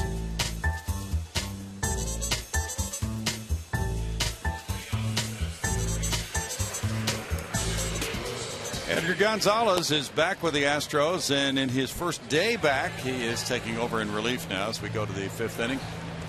3-1 last season with a 5.04 ERA. Just signed with the Astros today, replacing Philip Humber on the pitching staff. After being with the Astros in spring training, he gets another opportunity to join the club. 8 runs on 11 hits for the Rangers off Jordan Lyles in his 4 innings of work. Martin is the batter leading it off here in the 5th inning. He's 1 for 2 and has scored a run. And ball 1 to Martin. Lyles walked a couple. One of those was intentional, and he had 1 strikeout.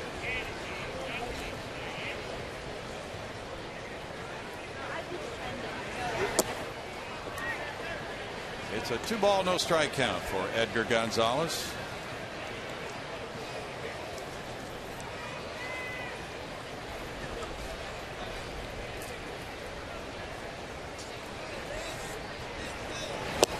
He comes up and gets strike 1. 2-1 for Edgar. Astros relievers have won 1. They've lost 9 with a 5.24 ERA.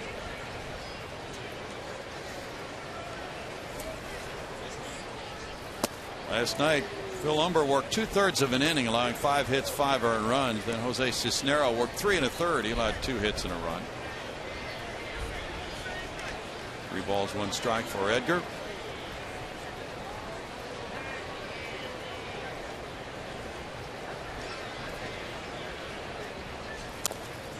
And he gets a foul ball. It's 3-2 now.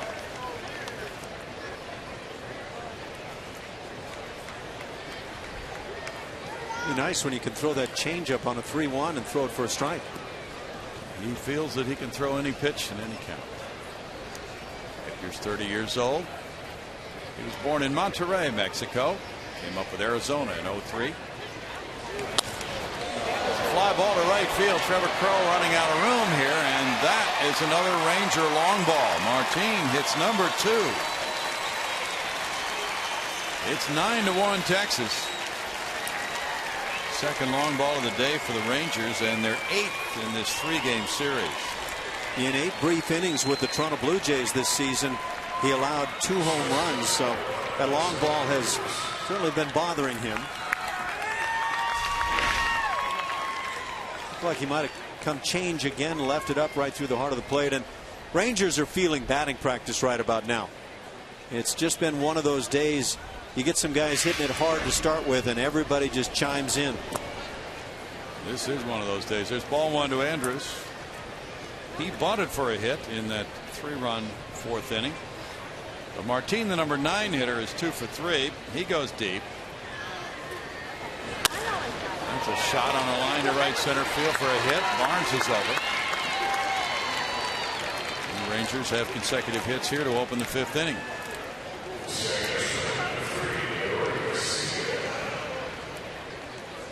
"13 hits for them in this game. A nice story on the Cruz boys graduating. Sons of Jose and Zoraida. They now are college graduates from Rice. Graduation day yesterday. Congratulations to Jose Jr. and Jose Enrique. Line shot to left field. And getting back up on his feet is J.D. Martinez after coming up with that one-on-one bounce. A hit for Garcia. Garcia now 3 for 4 in this game. Well, the Cruz boys kind of had to do that. Their sister Shaki is a successful lawyer here in town. Took it out to left field. One line shot after another. Quite an effort by Martinez, and really one of those plays where you're all out and just in the end hope to keep the ball in front. No lack of effort at all. No. Lance Berkman made it 1-0 back in the 1st inning on an RBI double. Grounded in to an out, but drove in a run in the 3rd inning. He's 1 for 3. Strike 1 to Lance. Gonzalez signed with Arizona in 2000. Then he moved along to Oakland, Los Angeles, Tampa Bay, Colorado before Houston signed him.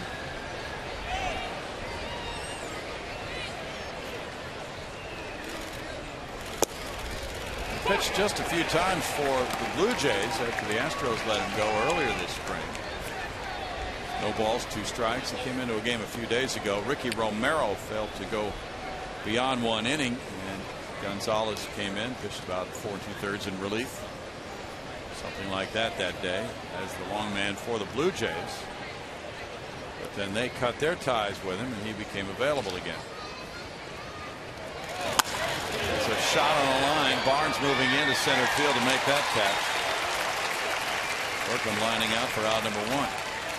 And Berkman got the double early, but since then has been handcuffed a bit and hits this one right on the money.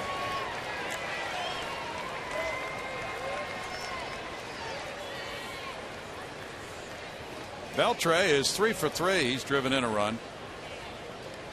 Gonzalez came to spring training with the Astros as a non-roster player, and he was 1-0 with a 1.80 ERA. He broke camp at the big league club, but then was designated for assignment April 5th. And the Blue Jays claimed him on waivers. Pitch outside, ball 1 to Beltre. You know, the big league experience for Edgar in 116 games, 47 as a starter, has led to a .299 batting average against.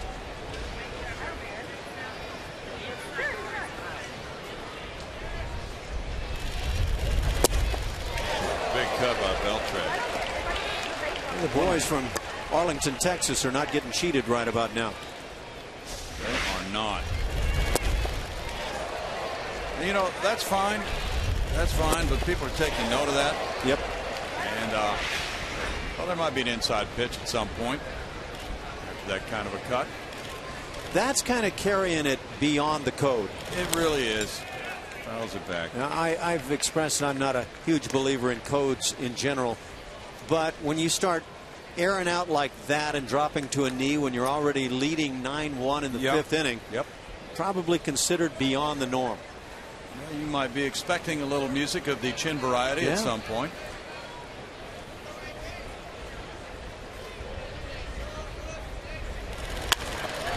But he drives this one high and way up to left center field. And that one is still in play. 1-run scoring as the throw comes back into the infield. It's a double for Beltre. And let's see if the umpires review this. Ron Washington thinks they should. Jeff Kellogg, the crew chief at third base, we'll hear it from Wash. As for now, it's an RBI double by Beltre. But it looks like Kellogg is explaining to him where the ball hit. And now they're going to confer, the umpires, on the infield, and they may review this. Beltre crushed that ball.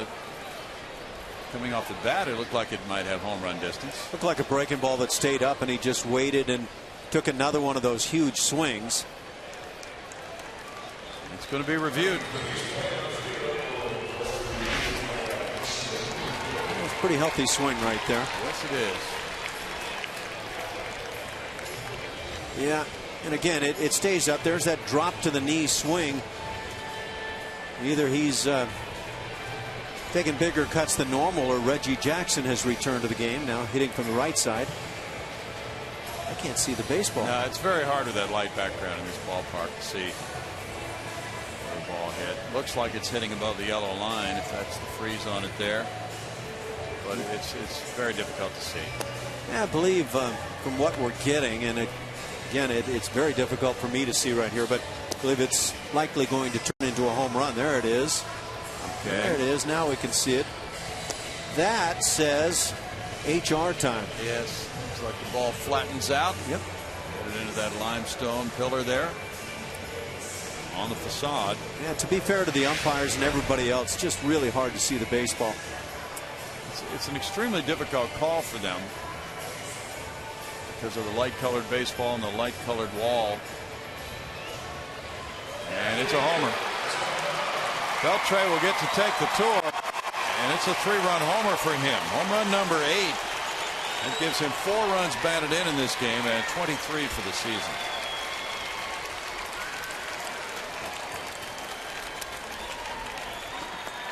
Well, the Rangers get 3 long balls in this game, and this is the 3rd straight game, all in this series, in which they have hit 3 home runs. Yeah, the 2 home runs now against Edgar, say 4 dingers on the year in less than 10 innings. They have put on a display. 12 runs on 15 hits. Now Moreland's the batter. He's 0 for 2 with a walk. In fact, in less than 9 innings. There's a liner to right. Crow over. That's a bouncing hit to his left. And a single for Moreland.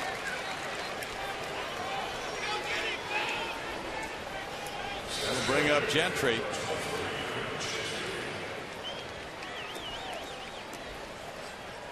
Yeah, and you know, whether guys are swinging and going down on a knee or not, just the way they're taking these swings, the entire team today, 16 hits, 12 runs, would call for some inside offerings every now and then, just to loosen things up. Everybody in that lineup with a knock. I'm not talking about homicide or anything like that. No. Here. No, but there's that ownership of some portion of the plate. Ball 1 to Gentry. Yeah, I don't have a problem with anything the Rangers have done other than a couple of swings by Adrian Beltre, which certainly were extreme.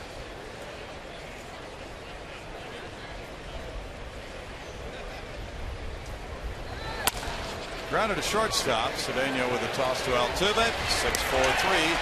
Double play. And here in the 5th inning, it's a 4-run frame, and it's 12-1. TNT tweet of the game comes from Mr. Jeff Blum. We haven't seen him in a while, but we will soon. He tweets, "Happy Mother's Day to my mom. Without her love, support, dedication, things would have been very different." Blummer giving a little shout out there to his mom on Twitter. It's 12-1 Rangers here. And Matt Dominguez up to the plate for the Astros. First last night, coming off a 2-home run game, his first ever in his career. And I asked him, how'd you get to Darvish twice like that? He said, I just went up there thinking, hit a single. I think I'll try that again today, guys. Oh, those are long singles. There's ball 1 as he leads it off here in the 5th inning. Well, that works. We'd like to see that a few more times. This fly ball heads for the center fielder, Gentry. And that's out number 1 for Tepesch here in the home 5th inning. Yeah, one thing I'll guarantee you is if you hit enough of those singles, you'll start swinging a little bit differently at some point.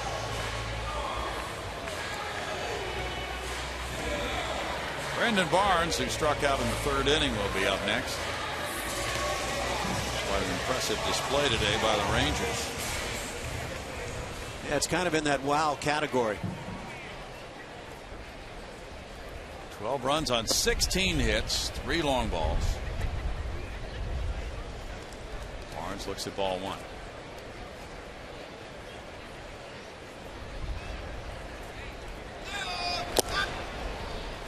It's a 1-ball, 1-strike count.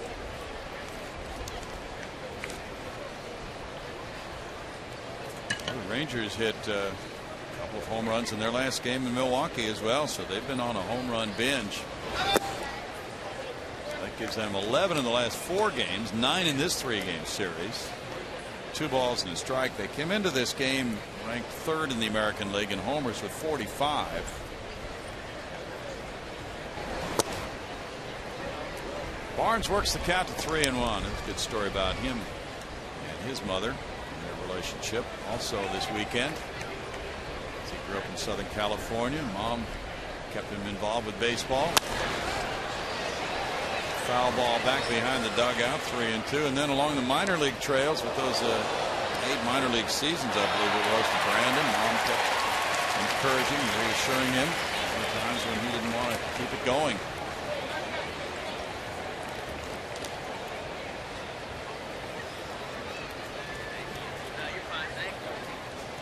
A happy fella. Strikeout for Tepesch. That's number 5. What makes a man happy at the ballpark? Oh, use that hat for good purposes. Okay. Yeah. And then you're a hero with all your fellow fans. Yes. Except for the one that was going to catch the baseball legitimately. Yeah. Stylish catch in the cap. Trevor Crowe grounded out in the 1st and again in the 3rd innings.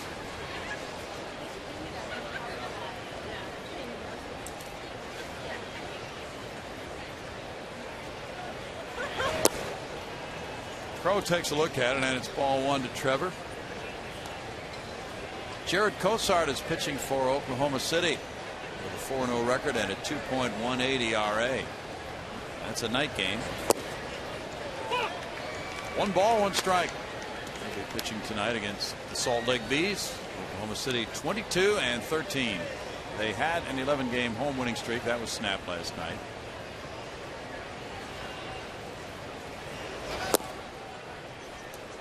It's a 2-ball, 1 strike count.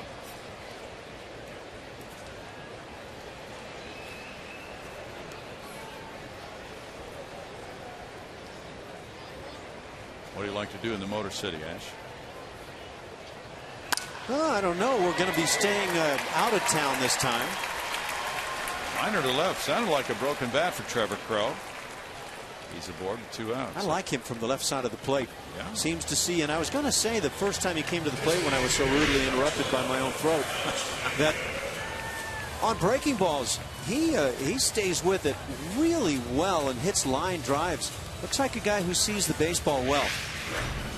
Don't like to make assessments too quickly, but in that quick assessment, it just looks like a guy that can handle that leadoff spot and see breaking pitches. Okay. He's aboard for Pena. Pena singled in the 1st inning, and then he hit a fly ball to left his 2nd time up. The Astros have been out hit 16-3 today, each club with an error.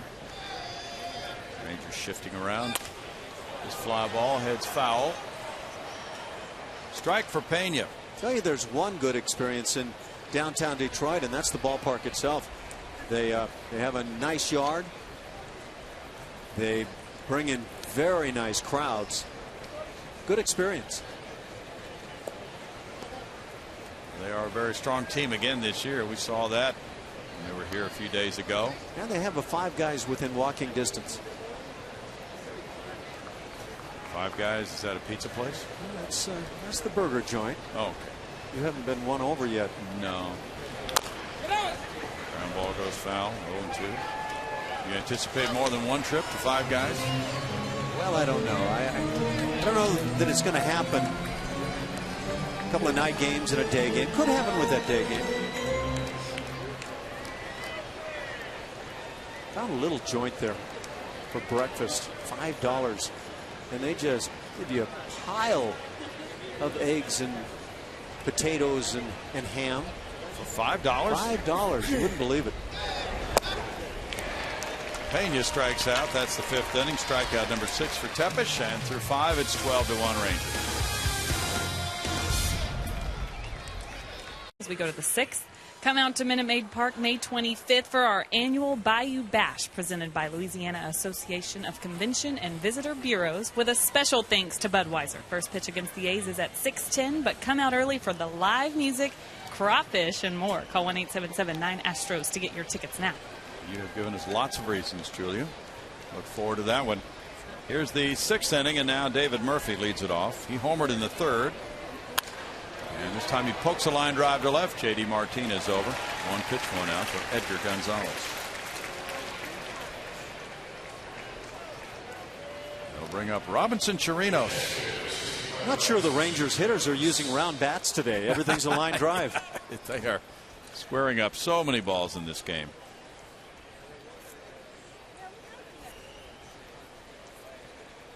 Tigers lead the Indians 3-2 in Detroit. They're in the top of the 9th right now.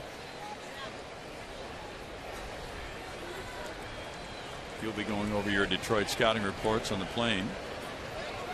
You got all those right now, right? Well, we got the report from when they shellacked the Astros in a 4-game series earlier this homestand. They sure did look good. Got that report. They can pitch, and offensively, last I checked, they were leading in runs scored. It's 2 balls, no strikes. Well, they won the first game in 14 innings. So that's not a shellacking.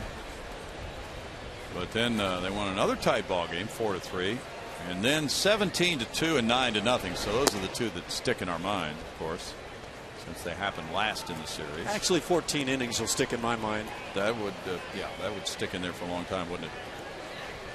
3 balls, no strikes to Chirinos.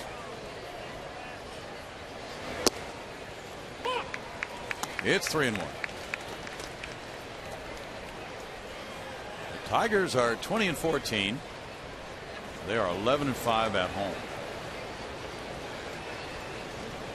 Now, they don't start the day leading the American League in runs scored, but they are the leader in runs per game. Oakland leads, but they've played 5 more games than the Tigers.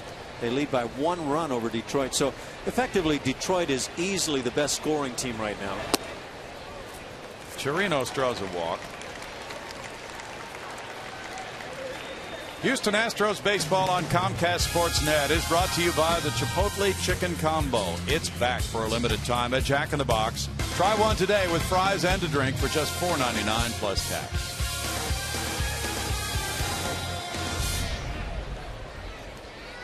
There's a 1-out base runner, and it's Leonis Martin batting. He is 2 for 3.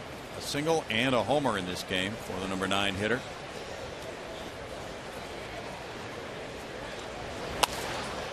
There's a foul ball drifting out of play. There's strike 1. So the Tigers, with a 1-game lead on Cleveland, with that 20-14 record, are trying to bump the Indians today and take the 2-game advantage over them. Jose Valverde is in there right now with 1 out to go to nail down that 3-2 win. He has a runner at second base, and he's facing Jason Giambi. Line drive goes foul up the right field line, and it's 0-2. That Detroit Cleveland matchup may not sound like the clash of the offensive titans, but right now they are the 2 best scoring teams in terms of runs per game. Interesting. And the Indians did a number on Justin Verlander yesterday. But that lineup, yeah, the center fielder Austin Jackson was hot when he was here. Andy Dirks was hitting well. Then, of course, Cabrera fielder Victor Martinez, and so on down the line. Cabrera off to much better numbers than he had last year at this time when he took the Triple Crown. Well, he's won the last 2 batting titles, and if he wins again this year, he would be the first right-handed hitter to win 3 batting titles in a row in the majors since Rogers Hornsby.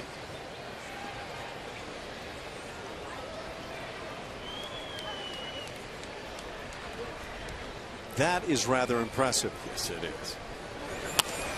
Foul back. Still no balls, 2 strikes.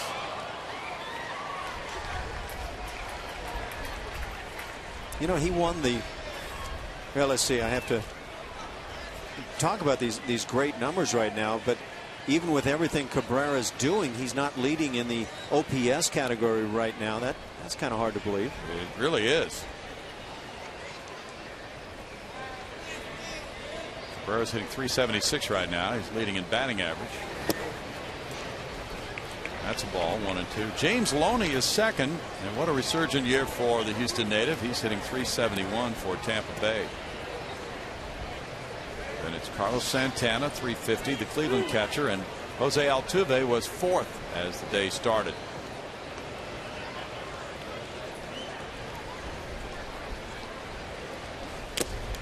Foul tip strikeout. 2 outs. Strikeout number 1 for Edgar Gonzalez.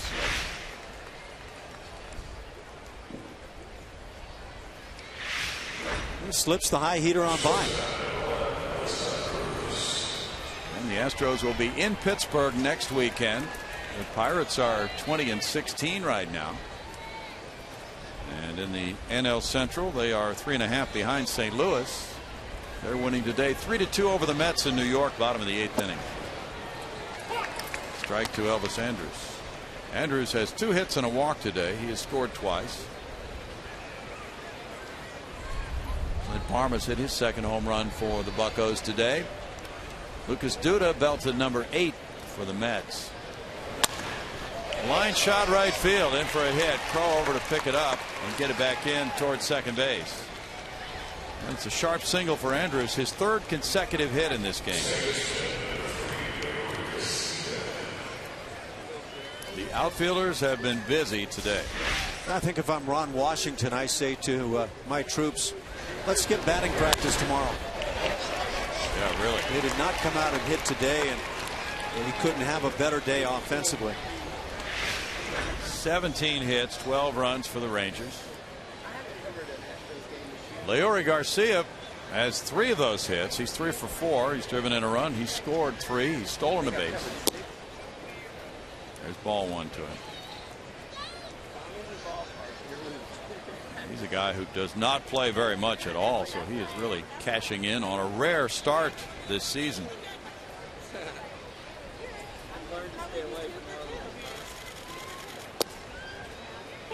Strike makes it a 1-ball, 1-strike count for Leori Garcia. Blue Jays are pounding the Red Sox 10-2. They're in the top of the 8th at Boston. Joey Bats has hit a couple.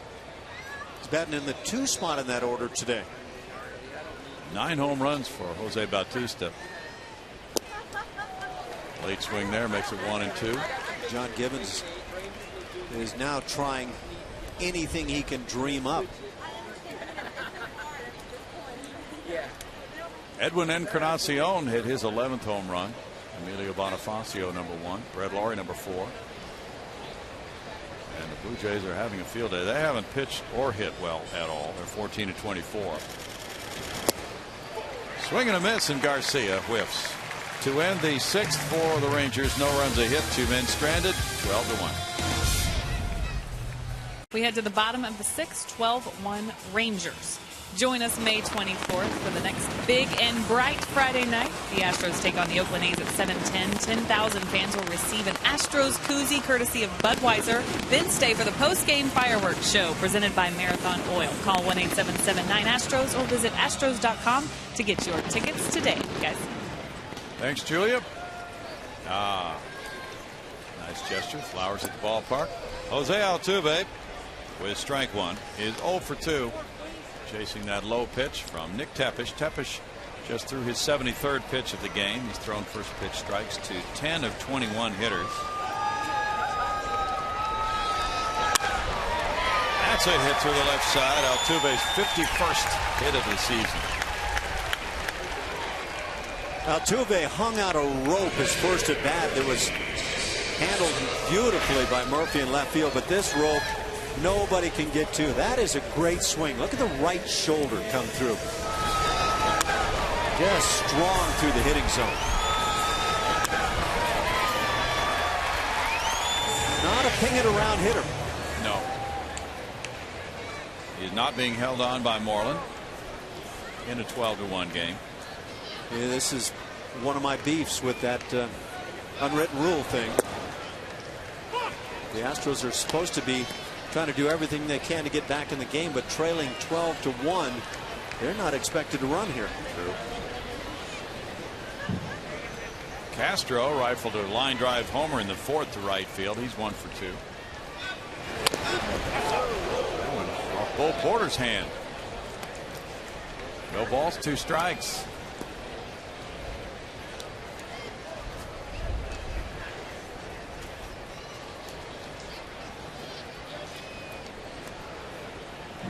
I don't even think he lost the sunflower seeds in the effort. No, he didn't. He was ready for that one. That's called pulling the ball. And you hit it behind you. 1 ball, 2 strikes.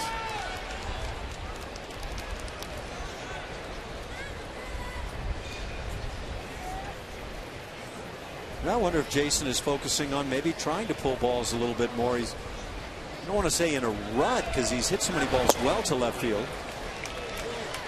But I had made a comment recently that I would expect to see teams pitching him in more. That's true. I think that's what's going to happen. Strikeout number 7 for Tepesch. This time a slider in. And we're seeing that happen. Chris Carter has flied to center and he's walked.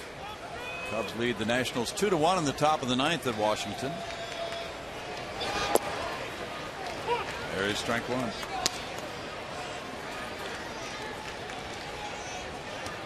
Career high in strikeouts for Tepesch with 7. Steven Strasburg gave up some more unearned runs last night against the Cubs. He's allowed more unearned runs than anybody in the majors this year. 0-2. Ryan Zimmerman made 2 more errors. He has 7 now this season, and he has a major problem with his throws again this year. I just think he shows some classic symptoms of having the thing. He does. That's really an unfortunate development for that Washington club. Carter strikes out. That's number 8.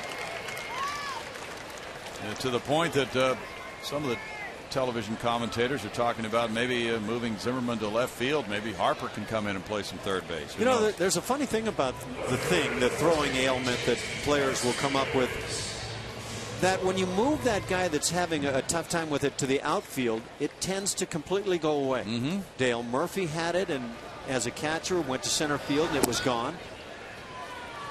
Rick Ankiel is a great example. I can't think of a load of guys that fit that scenario, but I remember Steve Sachs with the Dodgers back in the 80s. True. Came up with it and found a way to get by it. They didn't move him to the outfield. No, he stayed at second base, but opposing players would just scream and duck in the first base dugout to try to exacerbate the problem for Sachs. Yeah, that's tough to take. Yeah, it is. Chuck Knobloch, of course, a guy who was noted to have had that. Rolled out to shortstop.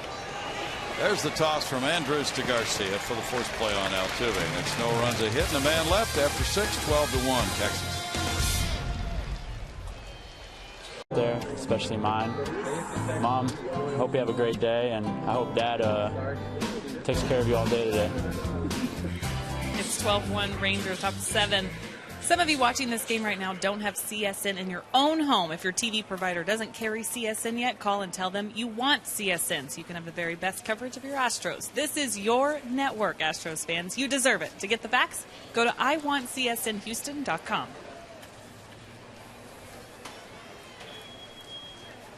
It's 12-1. The Rangers lead it. The Astros have a new second baseman. Jimmy Paredes has checked in for Jose Altuve, who was 1 for 3. And that one comes in tight. Ball 1 from Edgar Gonzalez, beginning his 3rd inning of work. Paredes there as Lance Berkman bats. Berkman is 1 for 4. He's driven in 2.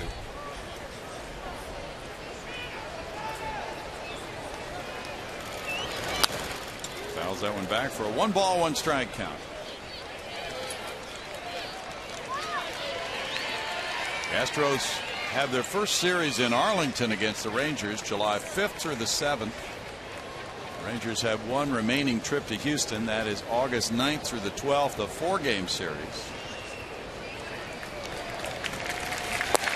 Oakland swings at that one for a 1-2 count. Then the Astros make their remaining trips to Arlington August 19th through the 21st, September 23rd through the 25th.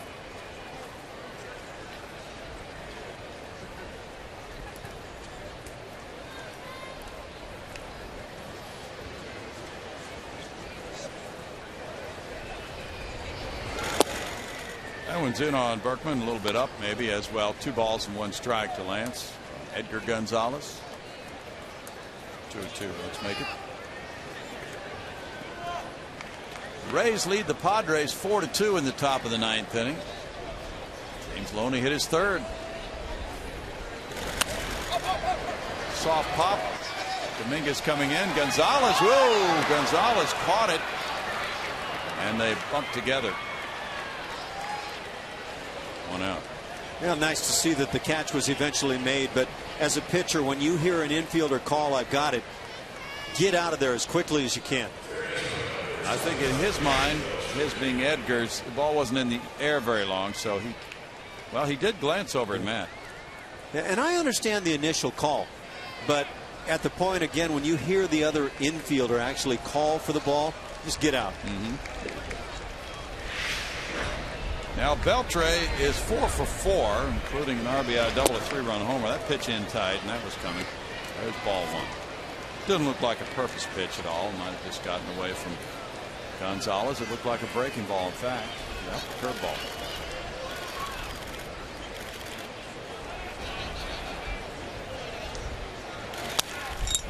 Right over the middle of the plate. He fouls it back, and it's a 1-1 count. Hitter Beltre has had himself quite a day. He got it started with the base hit, and then he goes for the 2-bagger up on Towles Hill, lines one to right field for another double, and then launches as he drops to his knee, and that a home run that had to be replayed to come up with it. Just the triple shy of the cycle on the afternoon. He flies out to Trevor Crowe. 2 down. And Mitch Moreland will be next. He's 1 for 3 with a walk. Edgar Gonzalez took over after Jordan Lyles went the first 4.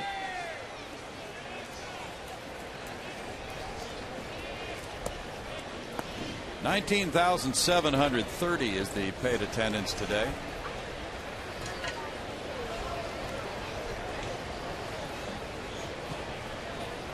Rockies are shutting out the Cardinals 5-0 at St. Louis in the bottom of the 7th inning. Troy Tulowitzki has hit his 8th homer. Colorado has been shut out by St. Louis the first 2 games of that series, but the lefty Jorge De La Rosa is on the mound doing well today. The Astros will play both those clubs in interleague play, the Cardinals and Rockies, this year.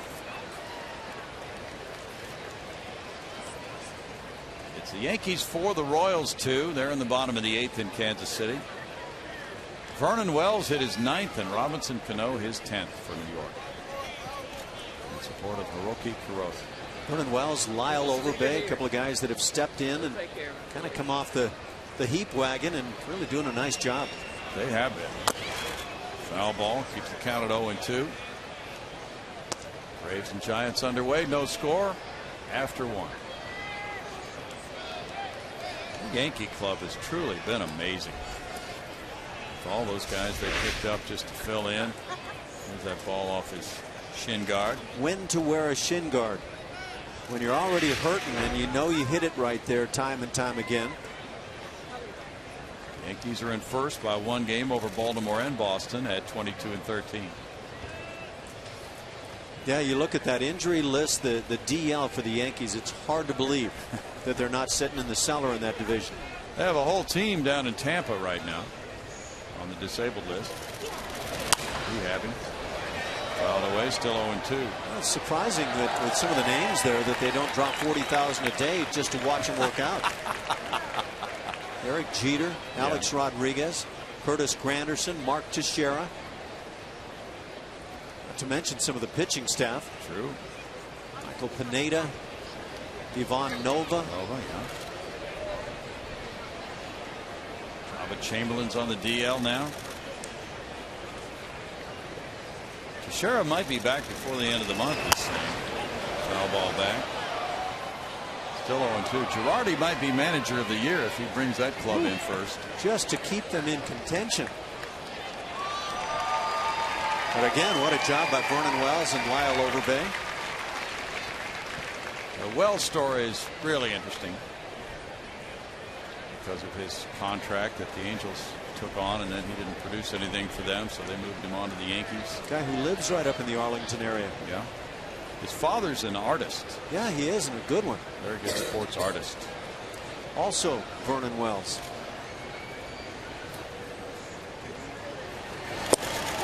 Strike 3. Strikeout number 3 for Edgar Gonzalez. It's a 1-2-3 7th inning, and the fans will rise and sing God Bless America in a 12-1 ball game. Ladies and gentlemen, it is our Sunday afternoon tradition here at Minute Maid Park. Now we kindly ask that you please rise and join us as we honor our great nation with the singing of God Bless America. God bless America, land that I love. Stand beside her and guide her through the night with the light from above. From the mountains to the prairies to the ocean wide with foam.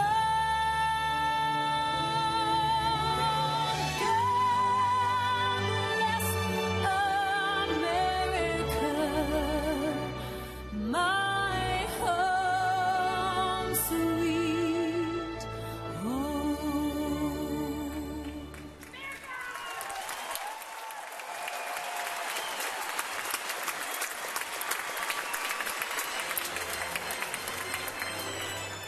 In the singing of God Bless America. 12-1 Rangers. The Rangers make some changes now. There's Jeff Baker taking over at third base for Adrian Beltre. Beltre going 4 for 5 with a homer and 4 runs batted in this game. Baker has played some left field in this series, first couple of games. Now moving to third base, and here's the pitcher Michael Kirkman taking over after 6 innings of work from Nick Tepesch. Tepesch allowing 4 hits, 1 run, walking 1, fanning 8, career high in strikeouts. Kirkman is 1 for 1 in saves. Last night he had a difficult time. In the 9th inning, he came in with an 8-3 lead, gave up a single to Carlos Corporan, a double to Carlos Pena, left the game, both runs charged to him. And there's a foul ball by Ronnie Cedeno, strike 1. Kirkman is out of options, so the Rangers apparently will just try to nurse him along and get him back to a state in which he's successful. They have that luxury right now, Ash, with their 23-13 record, and the other guys in the bullpen pitching very well. Well, he's allowed 21 hits and given up 9 walks in 13 2/3 innings. So, a lot of base runners. Last 2 games in 1 1/3 innings, he's given up 4 hits and 3 runs. Kirkman in his last 10 games has an ERA of 9.31. He's given up 10 earned runs in 9 2/3 innings. Way up to Cedeno. It's 1-2, but in a game like this now, 12-1, he's expected to come in here and get some outs. Maybe expected to throw a lot of fastballs. I prefer having a guy just pitch his own game, but see if the Astros hitters get a bunch of the heat. 2-2 the count. Kirkman is from Lake City, Florida. He was a 5th round pick in 05, 26 years old, listed at 6'4". Pitched 28 times last year for the Rangers. He gets a strikeout. Got some tilt on that breaking pitch. The Dynamo put their home unbeaten streak on the line tonight against Sporting KC. Coverage begins at 6:30 on Comcast Sportsnet Plus.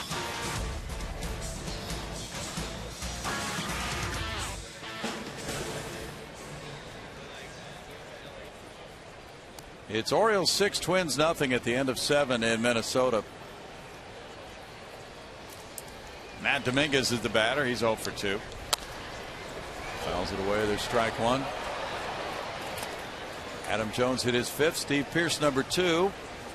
And Chris Davis number 11 for the Orioles. Davis had that torrid month of April. And he's had some leg miseries. Production slipping off the last 10 days or so, but back on the home run board today. There's a liner foul. Chris Davis, one of the 2 guys in the American League with a higher OPS than Miguel Cabrera. The other being Carlos Santana of the Indians. Diamondbacks in the top of the 2nd have a 2-0 lead on the Phillies in Arizona with Brandon McCarthy on the mound. Gerardo Parra hit his 3rd home run. Reds beat the Brewers 5-1. Bronson Arroyo the winner over Willie Peralta. 1-2. Are the Reds the class of that division? I think they are. I've been very surprised by the Cardinals. Cardinals are in first place. They had a 3-game lead over Cincinnati coming into play today.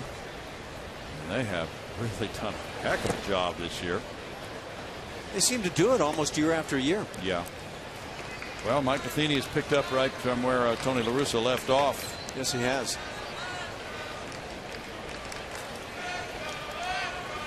That Cardinal club has been getting outstanding starting pitching.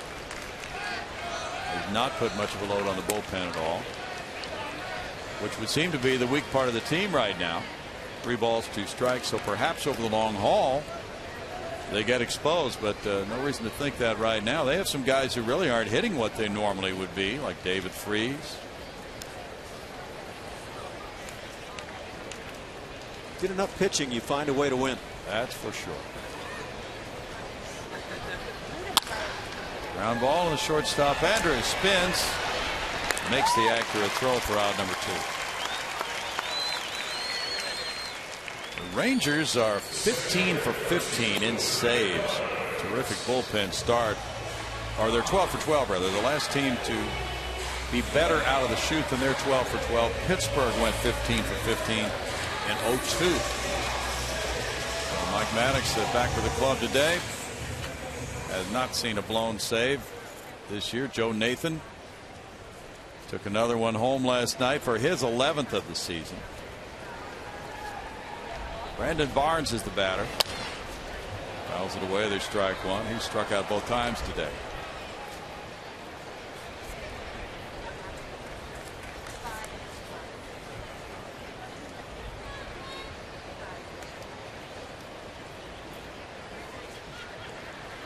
Rangers are the only major league team without a blown save this year. In tight, and it's 1 ball, 1 strike. I know Nolan Ryan a few years back said he wanted to emphasize starting pitchers going deeper into ball games. He didn't believe, like the general consensus out there, that 100 pitches was kind of the mark. I don't know how much they've lived by that, but at the same time, if they've got those starting pitchers geared to going deeper into ball games, does that have that positive effect on the bullpen? I would certainly think so. Well, that Joe Nathan pickup has looked very good for them. They've had outstanding setup guys. Foul back. Sometimes you pick up that veteran late in his career. He's had a terrific career, but things don't work out. In the case of Joe Nathan, it has obviously worked out quite well. And he goes down. Well, they have 3 lefties in the bullpen. Besides Kirkman, they have Robbie Ross and Joseph Ortiz. Both Ross and Ortiz are really pitching well.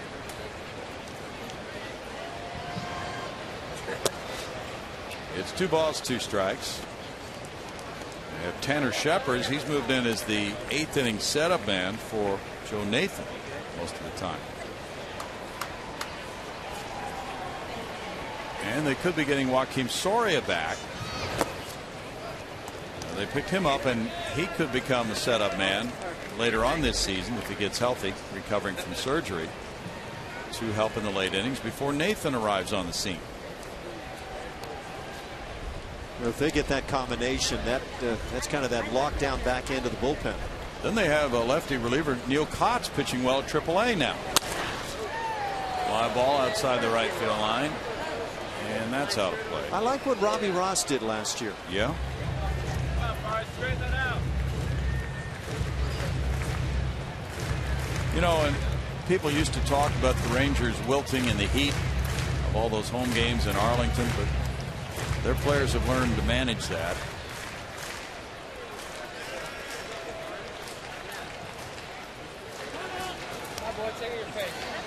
Certainly learned to not allow that to be an excuse. That's a big part of it too, don't you think? I do.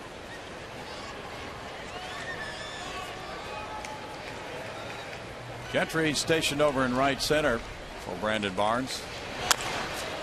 Chops one foul, third base side, keeping the count at 3 balls, 2 strikes. David Murphy was talking about from the position player aspect, how he manages the heat in Arlington, and he said, well, you know, he would like to hit the weights during the off season, and then he would find it difficult to stay on that program when August rolled around and the heat got pretty intense in Arlington. So last year he didn't do much lifting, or the year before rather, but last year he started doing just lighter lifting and found that worked for him. So a lot of it's trial and error. Strikeout number 2, and that's a 1-2-3 inning for Kirkman in the 7th inning. 12-1 Rangers.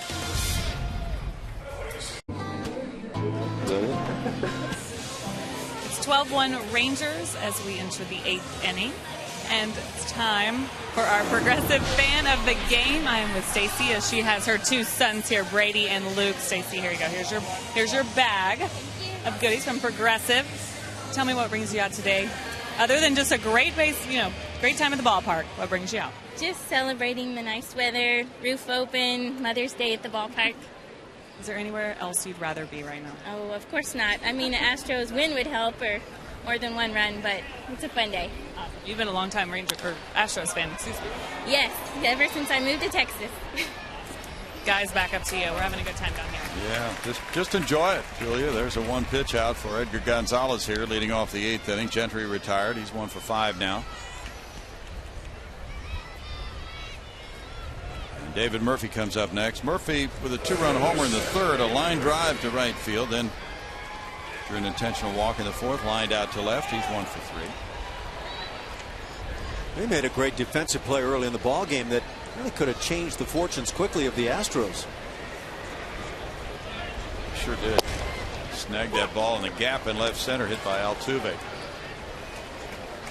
That shot likely would have produced a run, certainly could have in that 1st inning, and set things up.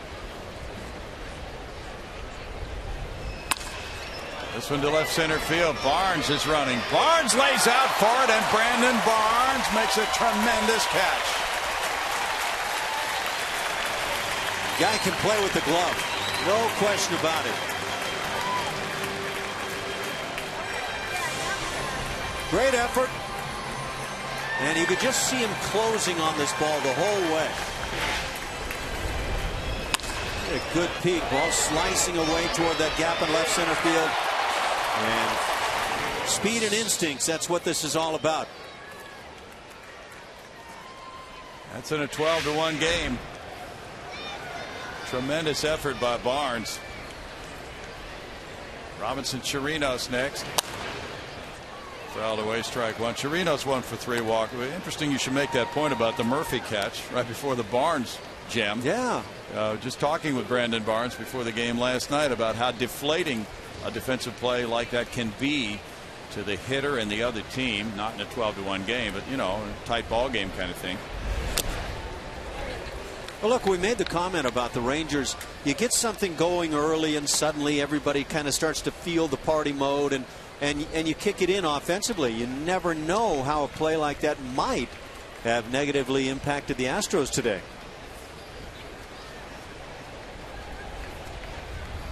Martin on deck with Chirinos batting here in the Ranger 8th inning. Rangers going for a sweep of this series. And that's a strikeout to make it a 1-2-3 inning. A 6-pitch inning. And we go to the bottom of the 8th inning. It's 12-1 Rangers.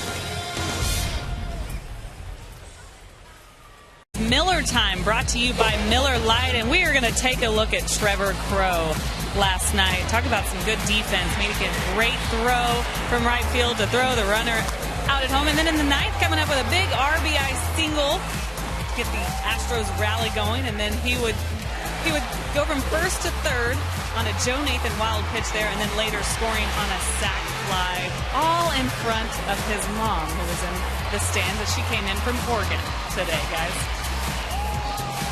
Well, that's a timely trip for her. Terrell Crow enjoying the show from Trevor in last night's game.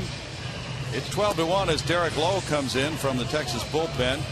Michael Kirkman had a 1-2-3-7 with 2 strikeouts.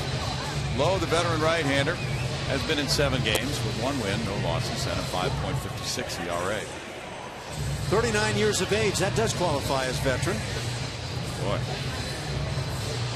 He's got the walks down to just a pair in 11 in the 3rd innings. Gonna hang around and get the job done. Cut down on those walks. That's a nice step in the right direction.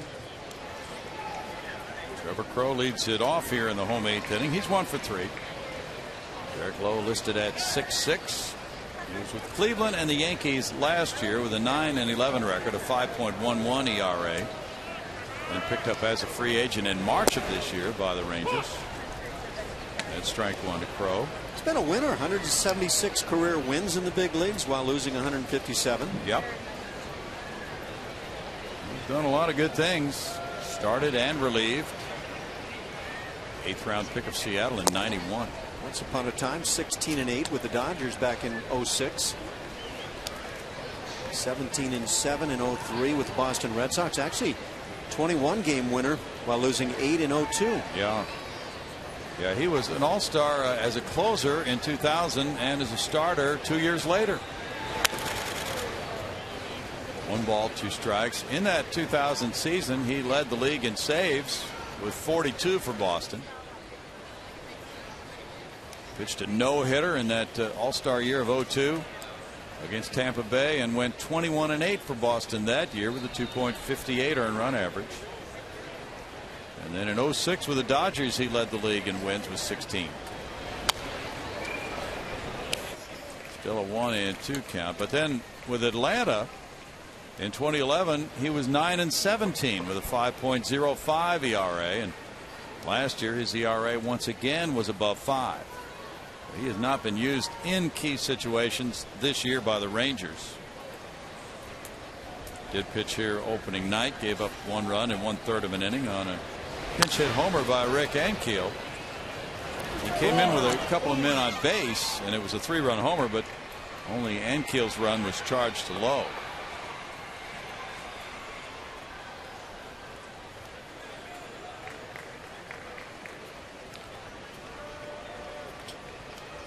Rangers allowed 7 runs to the Astros last night. That's the most they've allowed since they beat the Angels late last season. Last day of September. Bouncer to first. Foul ball. Keeps the count on Crow at 1-2.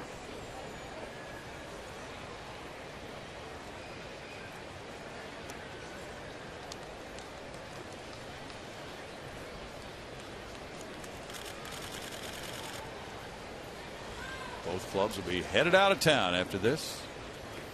Some people will be headed across Texas Avenue for a Tally Hall birthday bash at BBVA Stadium tonight as the Dynamo take on Sporting KC at 7 o'clock. 2 balls, 2 strikes. You won't be able to go to that, though, Ash. I'm going to have to jump on a plane, I think. I believe your presence is required. Not necessarily, but I'm going to do it anyway. Now that you're properly attired in a pink tie, you're allowed to travel. Fly ball up the right field line, headed for the seats. And that will be snagged by a fan. Really like Trevor Crow. We just haven't seen a whole lot yet, but a guy who was, as we've talked about, a big prospect and draft pick for Cleveland once upon a time. What you always hope is that the guy's just finding himself right about now. Fan has certainly found himself with a nice play down the right field side. But well, he hangs in there with that left-handed at bat. Golfs this one out to center field. Caught by Gentry. 1 out. Yeah, you might be seeing a lot more of him. And Justin Maxwell continues to work his way back from the broken bone in his left hand. He was doing some throwing on the field before the game today. And he's doing his running, but obviously can't use that left hand for very much right now. He can squeeze a ball with it. Probably will be swinging again in a few more days. Carlos Pena is 1 for 3. You know, somebody like Justin Maxwell, he's probably gripping a bat right now just to see what he can do.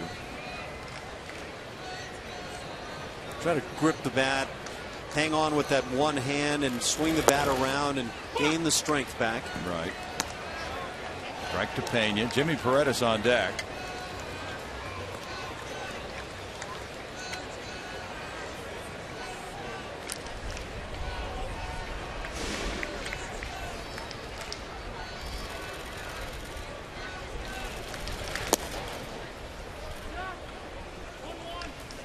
Check swing call goes Pena's way. It's a 1-ball 1-strike count. Jason Grilli of the Pirates nailed down a win over the Mets. He is 15 for 15 in saves himself this year.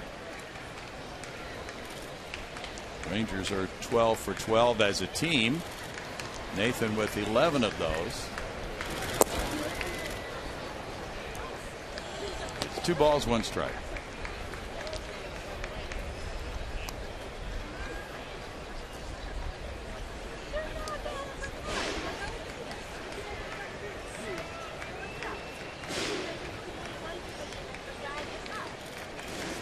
Next month we'll have the big baseball draft coming up. Well, they are scouting furiously for that draft right now. Reports indicating that the Astros have their list of the top pick paired to 7 possibilities now. Jeff Luhnow's been out scouting.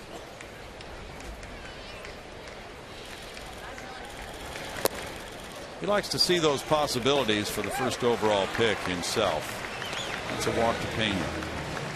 Create memories, save money, and have fun with the Astros and baseball here at the ballpark. No matter what your special event, we will create an experience your group is sure to remember. Call 1-877-9-ASTROS or visit Astros.com to find out more.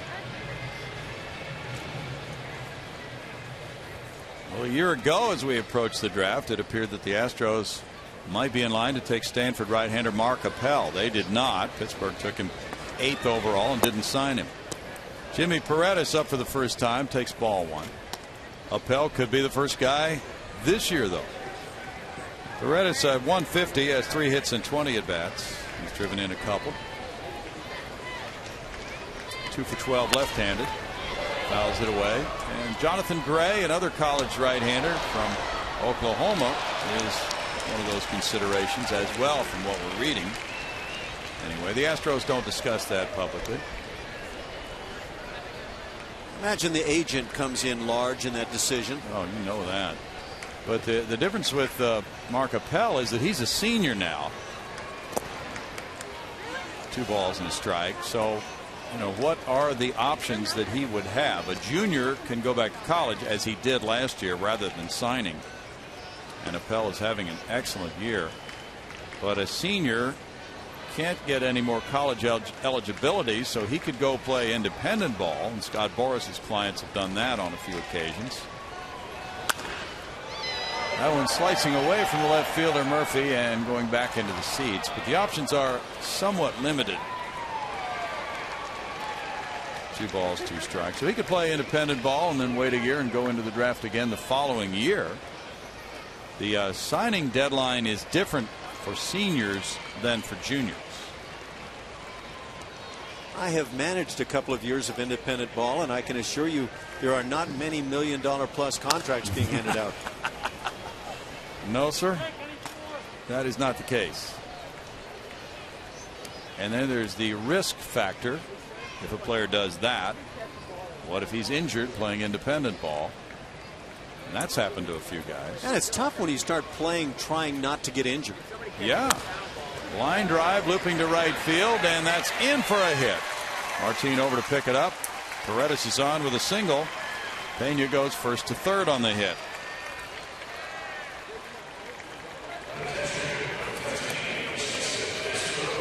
And Jason Castro has 2 men on. Down and in. They say left-handers like it there. Ball hit kind of off the end of the bat, but Jimmy Paredes has a stroke that probably says he does like to pitch in, down a bit. That's 5 hits for the Astros. Jason Castro ripped a homer on a line to the right field seats in the 4th inning. He's 1 for 3. Chris Carter on deck as ball 1 comes in low.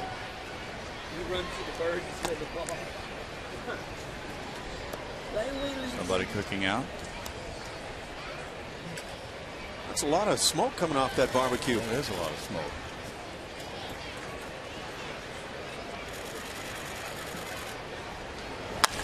Ground ball hit to the right side. That'll score Pena to make it 12-2 on the RBI single by Castro. He's driven in 9 this year now. He's pulled a couple of hits here this afternoon. Just the home run being the first, but if they're going to pitch me in, I'll go ahead and yank it to right.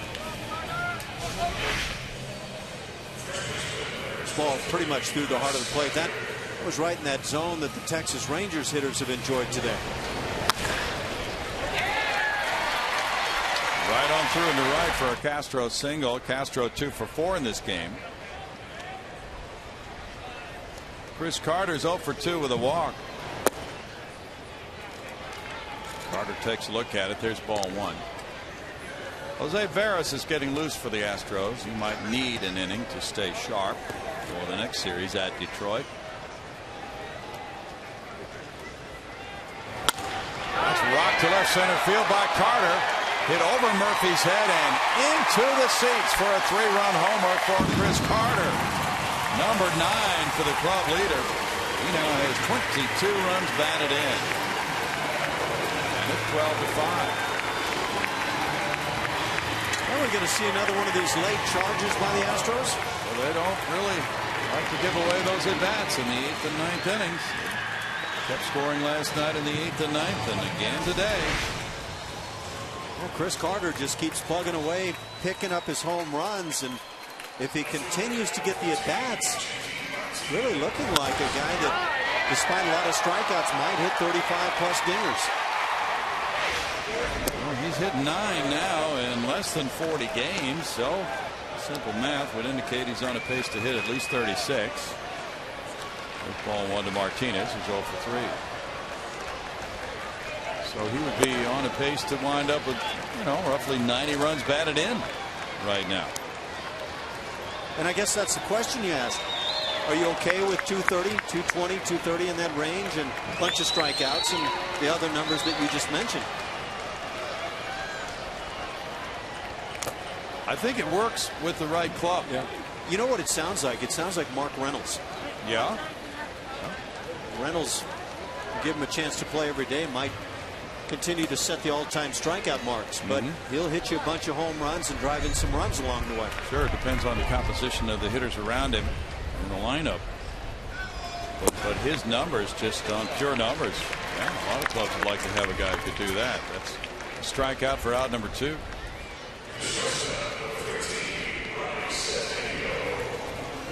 Ronnie Cedeno's 0 for 3. Chris seems to get his home runs in bunches, as many power hitters have down through the years. It's off to the best home run start since Lance Berkman in 08 by an Astro anyway. Strike to Cedeno. Lance hit 12 home runs through May 11th in that 08 season. No balls, 2 strikes to Cedeno. Carter now has driven in runs in 4 of his last 6 games.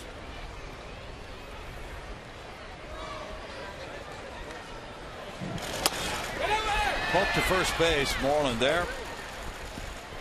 And in the 8th, the Astros put up 4 runs on 3 hits. Carter goes deep for 3 of them. It's 12-5. You taught me everything I know, and I wouldn't be where I am without you. I love you, Steph, and I love you, Aubrey, too.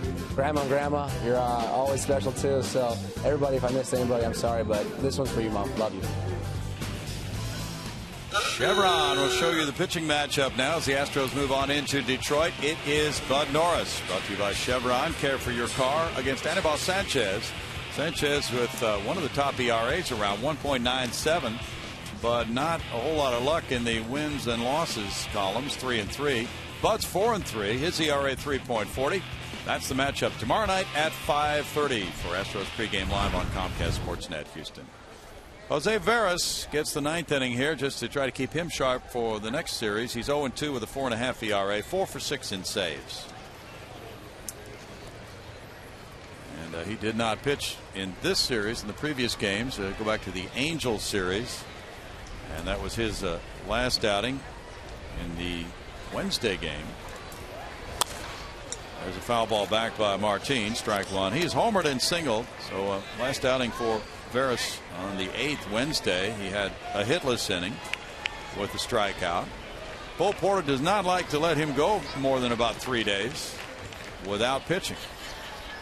The save opportunities have not been numerous for Jose Veras, so this is one way of making sure he has some regular work should he come into a save situation, say tomorrow night. It would be better to have pitched an inning today in this 12-5 ball game in the 9th than not to have pitched, in Bo's judgment. And I think most managers would agree with that, certainly. The problem is the mentality is not the same for the closer. 2 balls and a strike. Coming in a game like this with your club down by 7 in the 9th inning, it's just hard to manufacture the type of adrenaline that would be there coming in with a 1-run lead in the 9th inning.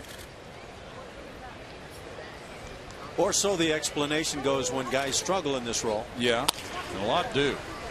Ground ball goes foul. 2 balls, 2 strikes. Jose really hasn't been torched in these appearances for appearances sake outings this year. But a lot of closers can give it up. They just mentally are not really with it when they come in a non-save situation.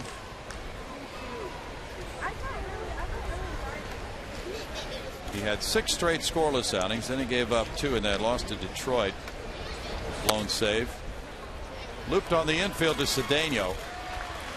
1 out. Houston Astros baseball on Comcast Sportsnet is brought to you by Wild Turkey, Kentucky Straight Bourbon. And by Southwest Airlines. Find our fares online only at southwest.com.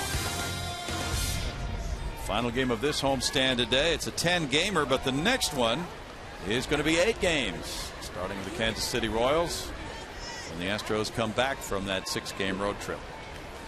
Elvis Andrus has 3 hits and a walk. Strike 1 to Andrus. Kansas City Royals have been a pretty good team so far this year. Strong starting pitching. Good young players. No balls, 2 strikes. Alex Gordon, Mike Moustakas, Eric Hosmer. Who else comes to mind, Ash? Thinking around that, a couple of those guys you mentioned, Moustakas, Hosmer, guys that they've been counting on but that have struggled a bit, but they are starting to come around. Alex Gordon is a whale of a player. Turned into a very good left fielder. Of course, they've got Jeff Francoeur, the veteran. That's right. Lorenzo Cain. Yes. 1 and 2. Oh, the catcher, Salvador Perez. Played well. That was Ortiz in the Rangers bullpen warming up. Well, that series starts May 20th. That's a week from tomorrow night. The Royals come in to start an 8-game homestand for Houston. Jeremy Guthrie, who doesn't lose for Kansas City. Yeah, that's true.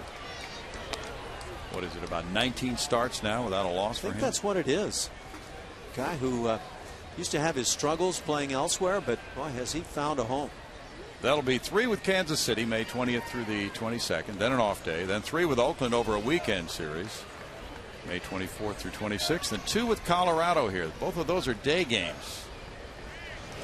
You realize this will be a rarity, Ash, as the count goes full. The Astros will play, of course, the usual Sunday afternoon game here, May 26th with Oakland. Then they have a Monday afternoon game and a Tuesday afternoon game with Colorado. All of those 110 starts. That is definitely a different flavor. I believe that's Memorial Day weekend. Yes. So the Monday Memorial Day game at 110, that wouldn't be a surprise to anybody. But the Tuesday game, 28th at 110, that would be. Now, can you get up for all those day games?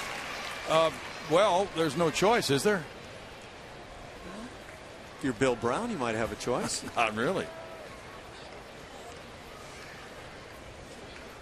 And then the Astros travel to Colorado after that final day game of that homestand on Tuesday the 28th.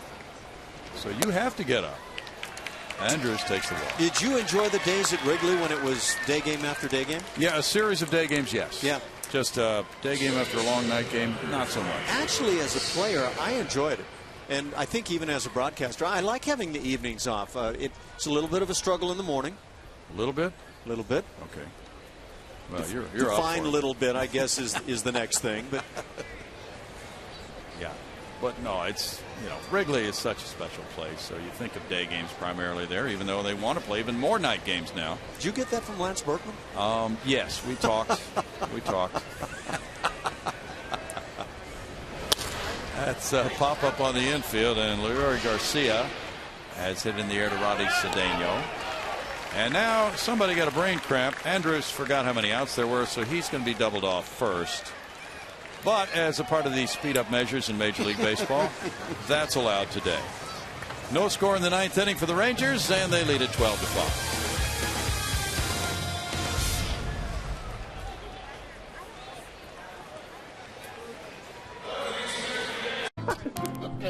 Happy Mother's Day. Come on, bro. It's not for everyone. Happy Mother's Day, Mom. Love you. Bottom of the ninth, it's 12-5 Rangers. Welcome back, everybody, here on Mother's Day. We want to take a look back at the skippers of this game. Check these guys out. There's Rangers skipper Ron Washington next to Astros skipper Bo Porter. Looking good, gentlemen, back in their day.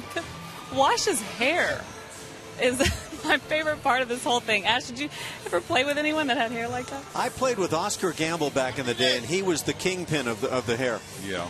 If you ever Google Oscar Gamble, and you'll get a treat. Doing it now. He was a heck of a player, though. But he had some hair, big time. He did. He was kind of Coco Crisp-like, right? When anybody talks about the hair of those days, Oscar is number one on the heap. Joseph Ortiz comes in. Stocky left-hander with 13 appearances under his belt, a 2-1 record and a 3.18 ERA. Walked only 2 in 17 innings. And Matt Dominguez smacks one into left center field on his first pitch here in the bottom of the ninth inning. So these Astros, no matter what the score is, seem to continue their work in the late innings of play. Dominguez now 1 for 4. Let's go ninth inning. That's 8 hits for Houston. Right off the end of the bat, but finds that gap up the middle. And you can see there's plenty of it there. Joseph Ortiz made his major league debut on opening night against the Astros here. Brandon Barnes is 0 for 3. 3 punch outs. That's ball 1 to him. Ortiz has brought his ERA down from 4.05 to 3.18 with his last 3 games producing scoreless ball over 3 2/3 innings. He delivers, and that's a strike for a 1-1 count. Ortiz is listed at 5'6" and 204.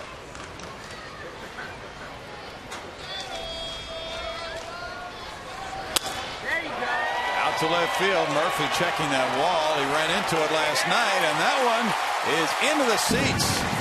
A 2-run homer by Brandon Barnes, number 2 of the season. And the comeback Astros continue their late inning work. 12-7 now. I got to tell you, I thought this ball was hit right off the end of the bat. Yeah. And it just carried and carried. David Murphy's looking over towards center field with that quizzical look of, you kidding?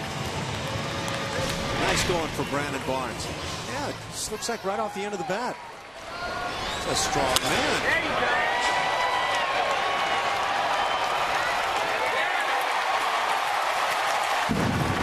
Now 12-7 and nobody out in the last of the ninth inning. Trevor Crow's the batter. He's 1 for 4. Carlos Corporán is in the on-deck circle to pinch hit for Carlos Pena. Ball 1 to Crow. Crow singled in the 5th inning off Nick Tepesch.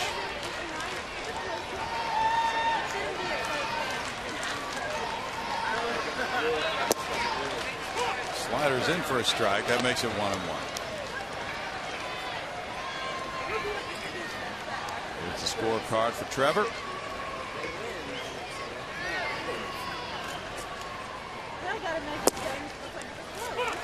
1-2. Both these clubs will be headed out on long flights. Rangers heading for Oakland, and the Astros heading for Detroit after this game.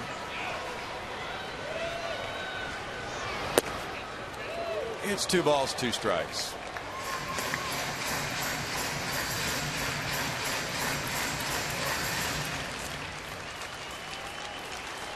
Rangers hope they're on their way to their 24th win of the year. Ron Washington would love to have some of that hair back. But then don't we all? Off the end of the bat, here's Crow hustling, and the toss to Ortiz. He catches it barehanded. 1 out.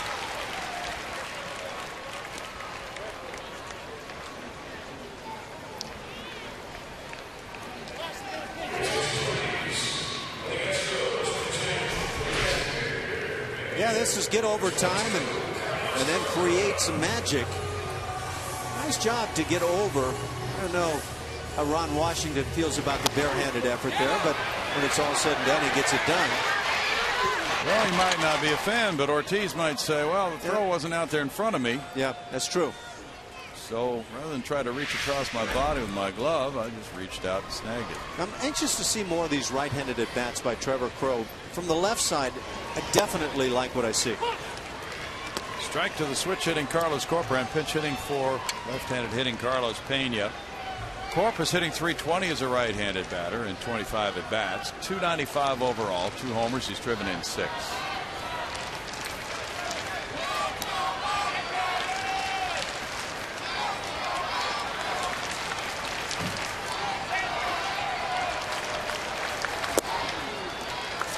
It's a strike, and it's 0-2 to Carlos. He's 1 for 4 in this series. He's hit .211 on this homestand.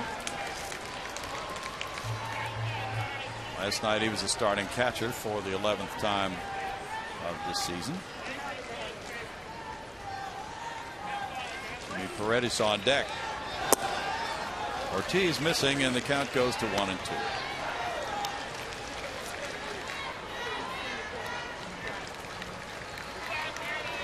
Rockies lead the Cardinals 8-2 in the bottom of the 9th at St. Louis. That's strike 3. 2 outs. Strikeout number 12. Ranger pitchers are 4th in the league in strikeouts. No idea. Astros continue to average 10 strikeouts per game. This is another guy, Jimmy Paredes. I want to see more of these right-handed at-bats. He's a gifted looking left-handed hitter, and from the right side can make himself a whale of a player if he can swing it from this side. A sharply hit ball, backhanded, and the throw by Garcia gets him for the final out. The Astros rally with 2 in the 9th after getting 4 in the 8th inning.